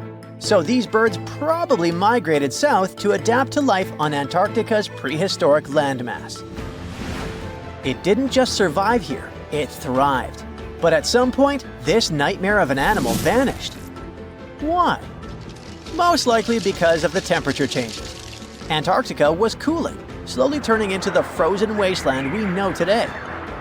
Its prey may have declined, leaving the predator without enough food. Eventually, it disappeared, leaving no descendants behind. Researchers hope that they'll find a complete skeleton eventually. They're also wondering where there might be even bigger species waiting to be discovered. Perhaps these birds evolved into a completely new Antarctic lineage. But for now, all we have are two giant creepy claws. People often think that there are almost no animals or plants in Antarctica. But that's not true at all. Penguins waddle around, and forget the cute tiny ones. Antarctica used to have 6-foot-tall monsters. The emperor penguins are the largest penguin species alive today. They can dive over 1,800 feet deep and hold their breath for over 20 minutes. There were giant ancient penguins around 38 million years ago. They were the size of humans. Fossils show they had long, sharp beaks, making them terrifying hunters of fish and squid. The fish there are also absolutely fascinating. Forget giant squids. Colossal squids are nightmares even bigger. Some reach over 40 feet long with massive, super sharp beaks and eyes the size of dinner plates. Finally, orcas, the apex predators of the Antarctic Ocean. They hunt in packs, working together like a wolf pack of the sea to take down seals, fish, and even massive whales. There are even tiny plants like moss and algae. Antarctic hairgrass and pearlwort. They somehow survive against all odds. There are many other myths going on about Antarctica. For example, some people think that when icebergs break off from glaciers, they immediately start drifting straight into the open ocean until they melt. But the reality is way more chaotic. First, when an iceberg breaks off from a glacier or ice shelf, it has to deal with underwater obstacles. It can stay stuck on the seafloor for decades without moving. Then they get caught in powerful whirlpools and spin in place for months. One iceberg, a 23A, spent nearly 40 years frozen in place before finally breaking free, only to get caught in a swirling ocean vortex for another 8 months. After that, their paths are influenced by ocean currents, tides, winds, and even underwater topography. They don't just float freely. Their movements are full of literal, unexpected twists. And speaking of glaciers, another strange rumor is that some humans can't travel more than 311 miles inland in Antarctica because of an impassable ice wall, freezing jet fuel, deadly winds, and no oxygen. But this is completely false. Antarctica has been explored by planes, vehicles, and even scientists on foot. There's an entire research station sitting at the South Pole. People live there all year long. The ice wall is real, a massive ice cliff rising above the ocean. But that isn't some secret barrier, it's an ice shelf. These are thick slabs of ice that form when glaciers slowly flow off the land and spread over the ocean. Almost 3/4 of Antarctica's coastline is made up of them, but they don't form some giant ring around the world. Antarctica is one of the most extreme places on Earth, but we've conquered its challenges, and we keep learning more about it every year. That's why every year, millions of dollars are poured into keeping research stations running, protecting wildlife, and making sure the people who live there have everything they need. But where does all this money go? Well, Antarctica stations are basically small cities. There's electricity, heating, water purification, food storage, and medical facilities. The biggest station, McMurdo, is basically a town with over 1,000 people in summer. It has everything from a fire station to a gym. The South Pole Station is super deep inland, so it's one of the hardest places to supply. Getting food and fuel there requires airplanes flying thousands of miles in extreme cold. But the internet loves a good mystery. When Google Maps revealed what looked like a massive doorway in Antarctica, conspiracy theorists went wild.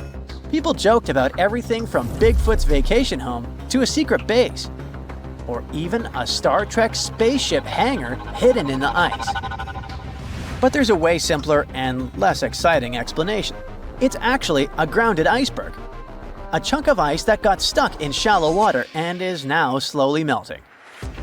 As ice moves across the landscape, it flows around bumps and obstacles, creating odd shapes. The process of melting, breaking apart, and refreezing can carve ice into unexpected forms. Antarctica also has incredibly strong downward-blowing winds that sculpt ice into dramatic formations over time. No secret doorway, unfortunately.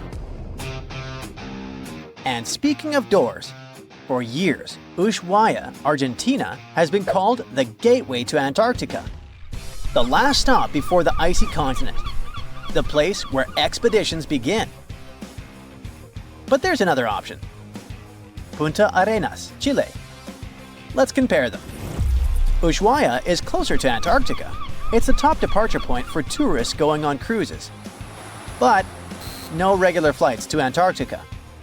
No major scientific bases operating from here. It's basically controlled by the military, which refuses to allow private flights, only commercially operated ships. Yes, Punta Arenas is further from Antarctica, but 22 countries and global organizations use it as their main base. There are regular flights to Antarctica happening there every year. Private airlines can actually operate here, making it the real air connection to Antarctica. Ushuaia may have the best location physically, but Punta Arenas actually runs the show. Argentina made a huge error in picking its Antarctic airbase. Instead of setting up a simple, accessible base at sea level, they built Marambio Base, very high on rough terrain, completely impossible to reach by land. Everything has to be flown in by helicopter, making operations slow, expensive, and frustrating. For 50 years, Argentina stubbornly stuck to this bad decision, while Chile set up efficient, well-planned bases that the world now uses. If things don't change, Ushuaia will be nothing more than a tourist stop. But what's terrifying is that Antarctica seems to be returning to its past. It's supposed to be the coldest place on Earth, but something shocking happened just recently. For the first time in recorded history, temperatures in Antarctica broke 68 degrees Fahrenheit. This continent is buried under miles of ice. Usually, temperatures there can drop to minus 112 degrees. But in the winter of 2020, scientists recorded an insane 69 degrees on Seymour Island, hotter than many places in Europe at that time. Scientists believe there are several reasons for that. First, there are changes in the way heat moves around the planet's waters. Second, melting permafrost due to the planet warming. It looks like the climate is changing faster than expected. Every species on Earth, you, me, and that nasty neighbor of yours, is destined to go extinct someday. Just like what happened to the woolly mammoths and saber-toothed tigers. Stats aren't bright. Scientists say that 99% of all animals that ever lived are now extinct. Hey, what's that look on your face? Going extinct is not the end of the story. Now listen up. Mammoths might make the greatest comeback ever and even be the key to saving humanity. Nope, they won't give away free money so that we don't have to work anymore, but they can sorta help the weather situation on our planet. In the Arctic tundra, there's this ground called permafrost. It's like soil in the form of ice. Soil turns permafrost when it stays super cold for 2 years straight. But now, permafrost is actively thawing out, and it's bad news for, well, everyone. Because while thawing, it releases a lot of carbon into the air. But what if we had large animals like mammoths there today? They would churn up the soil. The ground would freeze more deeply in winter. And then, in summer, a layer of grass would help keep the ground cool and prevent the permafrost from melting. Some scientists think that's a great solution. So now there's a company in the US that's trying to bring mammoths back to life.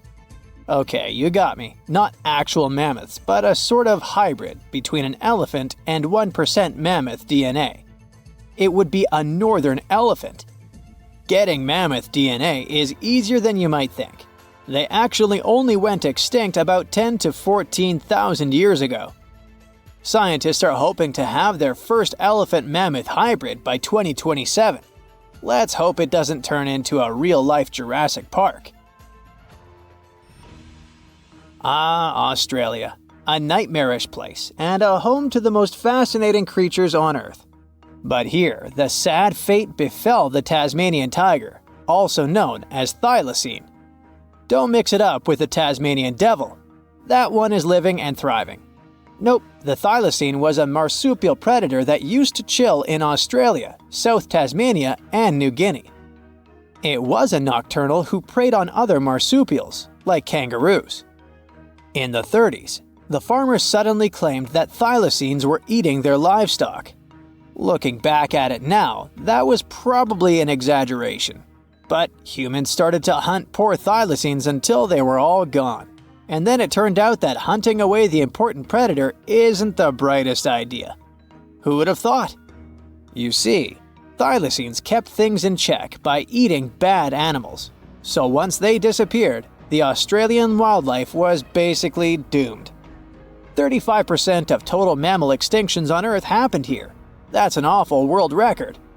I know it sounds gloomy, but hey, maybe we can fix this. Remember that company we mentioned?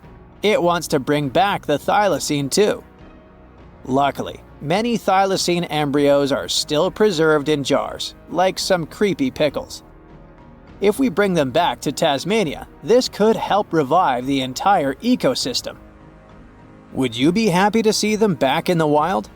Me too. And I would also be happy to see you hitting those like and subscribe buttons so you can keep up with amazing facts all year round. We also have some huge dreams about tiny creatures. Take a trip to Mount Hotham Ski Resort in Victoria, Australia, and here you can find the mountain pygmy possum, a tiny bundle of cuteness. These guys are super rare. We even thought that they were extinct.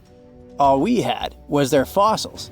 But then, some skiers spotted a possum in a log pile at the ski lodge in 1966. Imagine suddenly making a great discovery while chilling on vacation. These little possums can spend 7 months of the year sleeping under the snow. They wake up occasionally to eat some stored food, and then they wake up in the spring to eat even more, find a mate, and go back to sleep again. What a relatable fella. Since they've made it into this video, you can guess they're pretty endangered. There are less than 2,000 left in the wild, all because their current homes don't fit them that well. But hooray, we can help them too. You see, their ancestors lived in lowland forests about 20 million years ago. So maybe mountain possums could live better if we moved them there? Of course, we can't just take them to the woods and expect them to survive. Instead, scientists want to slowly release possums into the forest and check up on how they get on with it. Let's hope these cute creatures will adapt to woodland life. The southern gastric brooding frog, also called the platypus frog, was quite a unique creature. It was discovered in 1972 in Queensland, Australia. Back then, this fella shocked the scientists with its super weird birthing practices. Check this out. The mother frog swallows her eggs, turning her stomach into the womb. Then she doesn't eat at all for 6 weeks straight. I could never. Meanwhile, the tadpoles hatch in her stomach, start to grow, and eventually get so big that the mom literally has to breathe through her skin. And then she literally spews out her offspring left and right. Bleh. But this insane process is a great evolutionary achievement, which is why it drew everyone's attention. But the wonder didn't last long. By the mid-80s, all known species of these frogs vanished from their natural habitats. Why? We have no idea. There are many theories, but almost no evidence to back them up. In any case, over the years, these guys officially became extinct. But it all changed in 2013. Scientists started a groundbreaking project named the Lazarus Project. Now they want to resurrect these frogs to learn cool cloning techniques from them. Are you guys ready to copy their genetic preservation method? Yeah, me neither. But let's dive deeper. Literally go in the water. Meet the coelacanth. This creature lived in the oceans back when the dinosaurs roamed our planet, and didn't even notice the asteroids. These guys are the Methuselahs of the sea. They can live up to 100 years, and they don't even start thinking about leaving offspring until they're around 55. At least they've got plenty of time to live for themselves. We actually thought this creature had gone extinct about 65 million years ago. But then, the first Latimeria specimen was discovered off the coast of South Africa in 1938. Now they're known as living fossils. And these fish are enormous. They weigh around 200 pounds. They're also super stylish, with those lobe-fished paddles that make them look like disco balls. Oh, and they're great aerialists. Thanks to those versatile fins, they can even do headstands and swim belly up. The coelacanth is also a bit of a homebody. It's not very energetic and likes to live in underwater caves during the day, only coming out at night to snack on smaller fish and squid. Another animal who's literally me. Now we're trying our best to preserve this species, and I won't be surprised if it outlives us all. And finally, let's talk about the largest and most awkwardly looking flightless bird from New Zealand, the South Island takahe. The tale of the takahe started way back in the Middle Ages. Humans accidentally hunted them all away, and by the late 19th century, it seemed there were none of them left. But then, they were rediscovered in New Zealand in 1948. Poor guys did all they could to hide from us in the mountains, but we still got them. But it's different now. Since then, we've been trying our best to save them from extinction. There's a takahe recovery program going on, and it shows great results. They managed to greatly boost the number of birds in the wild. As of 2023, the takahe population has grown to around 500 birds. They're now considered nationally vulnerable, not nationally critical. It's a little progress, but progress nonetheless. Let's keep it up. Now, you can't find living dinosaurs nowadays, which is a good thing, mostly, but you can still meet some creatures that might have gone to lunch with them. The frilled shark, for example, is a living fossil that comes from a family of sharks that have been around for about 80 million years. One of the coolest things about it is its long, eel-like body that can grow as long as 6 feet. It has 6 pairs of gills on his throat, which help the frilled shark breathe in the deep, cold ocean where there isn't much oxygen. The shark can move very quickly, like a snake, to catch its prey when it least expects it. Little frilled sharks take an exceptionally long time to grow, up to 3.5 years, which is one of the longest times for any animal with a backbone. The Chinese giant salamander is another living fossil that can tell you what was going on Earth around 170 million years ago. Now, when I say tell, I really mean it, as it can make sounds like hisses, whistles, and barks, and even a noise that sounds like a crying kid. The biggest Chinese salamander found so far weighed 130 pounds, as heavy as 2 Dalmatians, and was almost 6 feet long. Giant salamanders like to be alone. Hey, I want to be alone. And will chase away other salamanders from their space, except when it's time to start a family. During the day, they hide and sleep under rocks. They can make a special substance from their skin that keeps predators away. Now, gharials are reptiles that have been around for about 38 million years. They live in India and Nepal in slow-moving, muddy rivers. Sadly, there are very few gharials left in the wild, less than 100. These creatures can't control their body temperature, so they need to sunbathe to get warm or cool down in the water if they get too hot. Their eyes are close together and face forward, which helps them see in 3 dimensions and judge distances more accurately. Gharials also have a transparent third eyelid that protects their eyes when they're underwater. They have over 100 sharp teeth, but they can't chew their food. Instead, they use their strong jaws to grab prey and then, swallow it whole. The alligator gar is a fish that has a family history of more than 100 million years. It still has some cool features from ancient times, like being able to breathe both air and water. It also has a special spiral-shaped intestine like a shark. The alligator gar is one of the biggest and heaviest fish in North America. Just like an alligator, it has a long body and snout, plus a row of sharp teeth. But instead of legs, the gar has fins to help it swim underwater.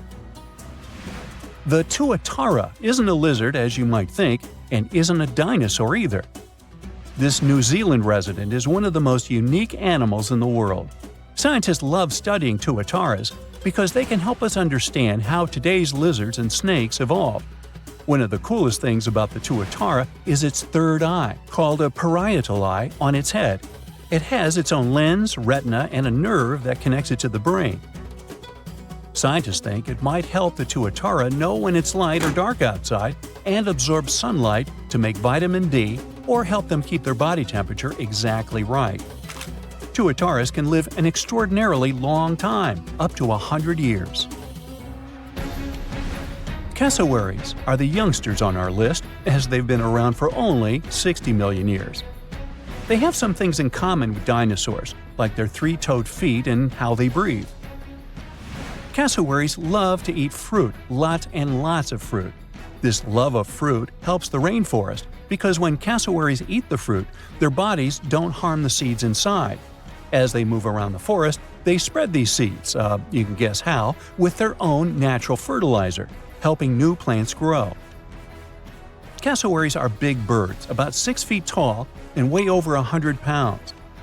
They have a special claw on each foot that is 5 inches long, and they can use it to kick real fast.